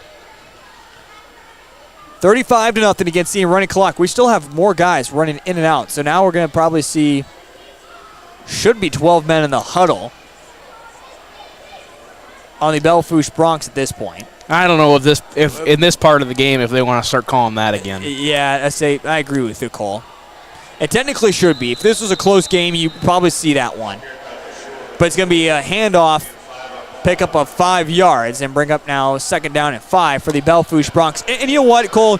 Excuse it as well, as we're seeing the second team out there for Belle Fourche out there. So some guys probably getting a little confused on who needs to be where, what needs to be happening. I was a first teamer, and that was me half the time anyway. Again, seeing some of the second guys out there, some of the original stars still out there, including Noah Weltfelt, the quarterback. He is still out there as he goes underneath center. Gonna hand it off to his running back, they were not on the same page. Layla Shell just ran right into Noah that time. Right back to the line of scrimmage. They got 3rd down and 5 upcoming. Now that is miscommunication between some second stringers. Maybe a little miscommunication on which way they want to go. As Heath, we just watched an upset in the making right here. Chester area Flyers going to upset the Woolsey Westonton Warbirds. Which one's that one? Is that a 6/11 now? I can't remember. Oh, I had it up. Yes, it is 6/11 on the very bottom of that 9A bracket. I should say 11/6. Well, yes. This one falls incomplete as Vermillion lays a big hit that time by Caleb Laura. And it's going to bring up 4th down and a punt team for Belle Fourche as they will come out. And again, with the running clock, this one really starting to move along quickly. Again, we do not see this clock going to stop besides penalties and scoring plays, timeouts as well. The obvious. But Zone Robinson back to return for the Vermillion Tanagers. Snap is in and not going to quite cross over the 40. In fact, it starts rolling back the Belle Fourche way. They have to stop. It'll be down at the 41-yard line where Vermillion Tanagers will take over. 1st down and 10. Vermillion kind of keeping their first stringers out there offensively as well here at the moment. Well, at least some of them. You have to excuse Nolan Nygren's going to probably stay out there. 3rd string quarterback originally. Don't really have anyone else. Sean Doan can go out there. It looks like he might get an opportunity here. Again, Hayden Christofferson was cleared to play football once again with his knee injury, the starting quarterback to begin the season, but they didn't want to risk any more injury. So they hand this one off. And it's a pickup of 6 yards, bring up 2nd down and 4 as we see more and more of the second team outcoming for the Vermillion Tanagers. Bring him in, especially in this situation. Oh, absolutely. Get him out there. Bring in second stringers, bring in 3rd stringers.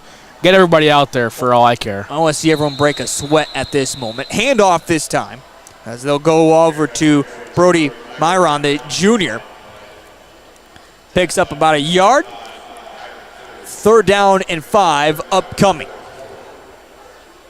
Well, if you're looking for everybody to break a sweat, I can assure you I've already broken multiple. I did see you break a sweat earlier. I have not yet. Might want to get out there. On 3rd down and 5, it's going to be a fake handoff. Nolan Nygren going to keep it himself. It looks like he's going to be a yard short. So it's going to bring up 4th down and 1. Of course, Vermillion is going to go for it simply here. On 4th down and 1 with the ball at the 32-yard line. Starting to see more of the seniors come out as Zone Robinson will exit the field, which might be for his final time inside the jersey of the Vermillion Tanagers. On 4th down and 1, Vermillion is going for it. They fake the handoff. Nolan Nygren is going to keep it himself. I believe he got enough for a first. He certainly could have gotten it easily, but kind of extend the play more and more to the left. Have seen no official signal. They say he didn't get there. So it's going to be a turnover on downs, and it will be Belle Fourche football with 5 minutes remaining here in the ball game. Nope, the seniors are going to stay out there on defense as well. But Belle Fourche continues to bring in more and more of their second team. Again, just getting a little bit of extra playing time. And very, again, great to see for Vermillion to wrap up their season this way. Certainly didn't go the way they were hoping it would. They're going to fall a game short of making the playoffs once again this year, just like they did last year. But they certainly ended on a high note, just like they did last year. Last year in Belle Fourche, South Dakota, this time inside the Dakota Dome. A handoff that gets back to the line of scrimmage. And it's going to bring up now 2nd down and 10 for the Belle Fourche Broncs. Give you some more score updates. Don't forget to watch the bottom of the feed there. SD scores.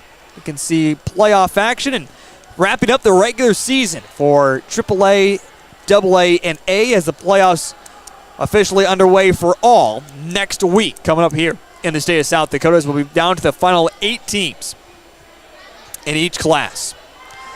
It's going to be a design quarterback keep, as Noah gets maybe back to the original line of scrimmage a yard or so. 3rd down and 8 is what they're going to call it upcoming for the Belle Fourche Broncs. Jackson Heine in there on the tackle. A couple more guys coming in and out for both teams. Getting their final opportunities to play. So on 3rd down and 9 for the Belle Fourche Broncs. Shotgun formation, passing situation, and they find their intended target of Pearson, and he is up to about the 42, 43-yard line. It's going to be enough for a 1st down for the Belle Fourche Broncs, but it's going to be coming back as there is a penalty flag here on Belle Fourche. The 23rd penalty flag we have seen of the night combined between these two teams. Well, compared to the, 19 in the first half, we've been pretty clean the second half of play. Yep, certainly have been. A lot quicker moving of a second half, you could say, as well, once we hit that Fat Cole. Once that we hit that 35-point rule, I don't know the clock has stopped since. It did not, because that's the rules, Heath. That's true. Have not seen any timeouts, no scoring. No timeouts, no scores. Let that clock roll, baby. Yep. Quickly in and out, if you will, in this 4th quarter. So after the penalty, move back to the 26-yard line on 3rd down and long. They're going to hand it off to Pearson as he finds some space along the far sideline, and eventually Zone Robinson was held, so this one's coming back again as Pearson's able to get all the way up to the 45-yard line. Zone Robinson was trying to make a cut back to make a tackle, and he was being held completely. Tell you, that announcer's jinx. We talk about flag once, and there's 2 of them. Yep. I believe it's going to be the same holding penalty is what's being called against Belle Fourche here. So, after back-to-back penalties, it's going to move it deeper into Belle Fourche territory. And again, Cole, with this running clock, the way it's taking to sort out here, we'll see if maybe we get another playoff. So from where it was spotted at, it will push it to the 32. So instead of a pickup of 31 yards, Belle Fourche does gain yards technically on the penalty. Yeah, technically a net of about 7. Yeah. 3rd down and 10 is upcoming. All right. Simple enough. Belle Fourche is getting lined up here. The final minute of the regular season for these two teams, and for the season, you can even say. Handoff up the middle, up to the 35. It's a pickup of 4 yards, and it's going to bring up 4th down and 6 for Belle Fourche. And I believe we're going to have a timeout for the Vermillion Tanagers for Tom O'Boyle. And I believe this is a proper sending off for his seniors is what he wants.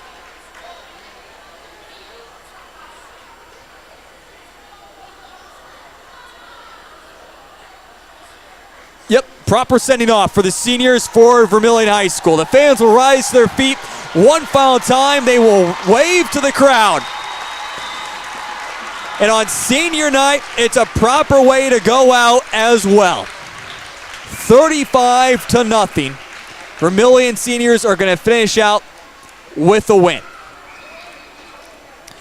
Cole, love to see it, but as a senior, I'd be upset. I'd want to be playing the last play out there. But a proper send-off by head coach Tom O'Boyle. And even better to see them get the victory here inside the Dakota Dome. So it'll be a punt here for the Belle Fourche Broncs. High in the air, and it's going to take a bounce And get on top of it are the Vermillion Tanagers. A little interesting there, making it, I guess, kind of exciting there towards the end as Trinquin Thomas, the freshman, gets on top of it. And Vermillion will take over first down and 10. It doesn't matter, though.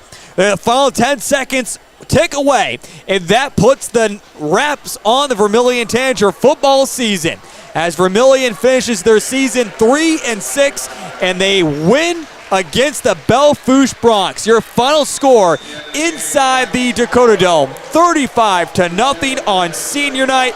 It doesn't get any better than this as a senior to finish out your career with a win as Vermillion gets the victory over the Belle Fourche Broncs, 35-0. Cole, good way to send out these seniors. Yeah, absolutely. I mean, they played overall a very good game of football. That's about all I have to say. I mean, yeah, you ended the season good. Nothing quite. I mean, you'd obviously love to be playing some playoff ball if you're a senior, but if you knew that you're out of the playoff contention, big win here on senior night, last day playing here in the Dome. Nothing quite like a 35-0 win. 35-0 is your final inside the Dakota Dome. Vermillion finishes 3-6 on the season. Belle Fourche finishes 1-8. We're going to step aside. When we come back, our final thoughts here on the season and wrap it up here inside the Dakota Dome. That is on the way next here on Vermillion Tanagers Live and Live Ticket TV. If you are self-motivated, accountable, and eager to learn new skills, we'd love to talk to you about a rock star career. Masaba in Vermillion is hiring full and part-time manufacturing positions for the rock industry. Masaba provides comprehensive training in a clean, safe, and state-of-the-art facility. Masaba offers competitive wages, a fun and interesting work environment and culture. Join our team of rock stars. Visit masabainc.com to learn more. The innocence of youth. Is there anything any better? But soon they'll be in high school and facing all the same challenges you faced. How to make friends, how to fit in, how to be cool. We want our children to have everything they'll need to live fulfilling and productive lives. Make sure the kids in your family are among the more than 57,000 participants here in South Dakota who take part in high school sports or activities. At Northern State University, your future starts with an affordable education that's personalized for you. Experience hands-on learning guided by world-class supportive faculty. You'll also enjoy a full campus life with opportunities to choose from numerous student activities and events, all in a safe, welcoming community. At Northern, you'll find a college that's right for you, a place to belong. Your future starts here. Unleash your potential at Northern. Welcome back to the Vermillion Booster Club Press Box, proud supporter of Tanager Athletics and the student athlete. On senior night inside the Dakota Dome, the Vermillion seniors and Vermillion Tanagers go out on top, getting the victory over the Belle Fourche Broncs, 35-0. You know, you always talk about when to make the playoffs, making the postseason, but if you can't do that, you certainly would love to finish off your season with a victory. Cole, that's exactly what the Vermillion Tanagers do tonight. A great way to send out these seniors. Absolutely. I mean, like I said, obviously you'd love to be playing in the playoffs right now or even be in the playoff picture, but if you're not going to be in that situation, then a big 35-0 win over Belle Fourche squad. They're going to take about every moment right now and cherish every moment they have left in this Dakota Dome. And, yeah, I mean, big win for the Tanagers. Good way to end the season. Great way to end the season as we see Nolan Nygren throw for over 280 yards, 3 touchdowns. And you talk about these seniors. Connor Rorig comes up with a big 57-yard touchdown reception. Zone Robinson has a few touchdowns in there as well. The offensive lineman got out there and blocked. I mean, just all around, it was a great senior performance from this Vermillion Tanagers team. Really proud of what the seniors brought tonight, Cole, for Vermillion squad. Absolutely, and I think it all really started with that quick start that they had. You know, they went just about 80 yards and scored on the first possession. That just showed them, like, hey, we can do this thing if we all just stick together, play our final game here in the Dakota Dome. And, yeah, that's exactly what they did. They took care of business plenty, and just like that, got a big win. I mean, everybody was flying around except, I think you could probably say the only exception was that second quarter, but I think they just got a little bit ahead of themselves and started shutting down a little bit in that second thing, and we can just walk over these guys, but that was not the case, but they bounced back good in the second half. 35-0 is your final inside the Dakota Dome as the Vermillion Tanagers again finish their season 3-6. They're going to fall just a game short of making the postseason. Again, it really came down to last week. They needed to win against Madison if they wanted to have a chance at making the postseason. That did not happen, but they finish off their season nicely with a 35-0 victory over the Belle Fourche Broncs. Cole, before we say goodbye, one last look at the playoffs. What do you have for us? Well, we're going to start with 9B and work our way up. Quite a few of these have become final. A lot of them are being close to final. Avon defeats Faith 54-14. Hitchcock-Tulare defeats Lemon McIntosh 44-24. DeSmit is going to beat Cologne. They lead 55-8. Harriet-Selby area came back. They lead 26-20 over Gayville-Vollen. Fulton area 44, Jones County 0 at halftime. Kadoka area trying to upset Sully Buttes 20-8 there at the start of halftime. And Corsica Stickney New Underwood, that one has just about got to be done. Potter County upsets Del Rapids St. Mary 38-22. We move up to Class 9A Warner. Mercy rules Coleman Egan, they're going to be in. Castlewood trying to upset Lyman 24-0. Canastota 8, Centerville 0. It says 8 minutes to go in the first quarter. I can't imagine they are just getting started. Holy cow, they are. The Canastota-Centerville game must have started at 8 p.m. for some reason, because they got 8 minutes to go in the first quarter. Interesting. Gregory 34, Harding County Bison 14, upset alert. Alcester-Hudson moves on. They win 50-12. Dubrook area 24, Esteline Hendricks 0 at half.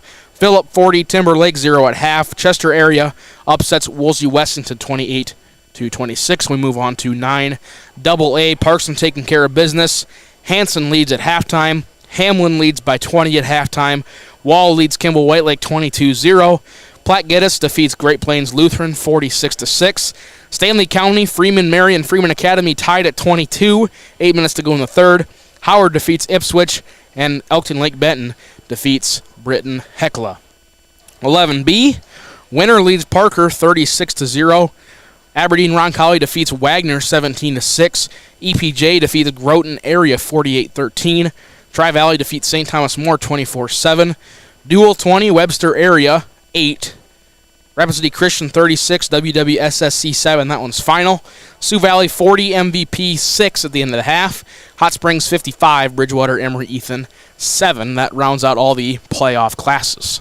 And as a final look at the scores across the state of South Dakota for Spencer Bewley, Cole Larsh, I'm Heath Nimke. We want to say thank you once again to all of our sponsors for sponsoring Live Ticket TV and Vermillion Tanagers Live. We are not finished here on Live Ticket TV. We have plenty more coming up, including volleyball on Monday. So we'll have all the action there and also the postseason coming up as well throughout. So make sure you stay tuned right here to Live Ticket TV as we have plenty more coming up yet throughout the fall season before we officially get ready for the winter season. Once again, for Spencer Bewley, Cole Larsh, I'm Heath Nimke. Final inside the Dakota Dome, Belle Fourche falls to the Vermillion Tanagers on senior night. Vermillion goes out as seniors on top, 35-0. Until Monday for volleyball, have yourself a wonderful rest of your Thursday evening, a wonderful Friday, and we'll catch you back here Monday for volleyball. Until then, good night.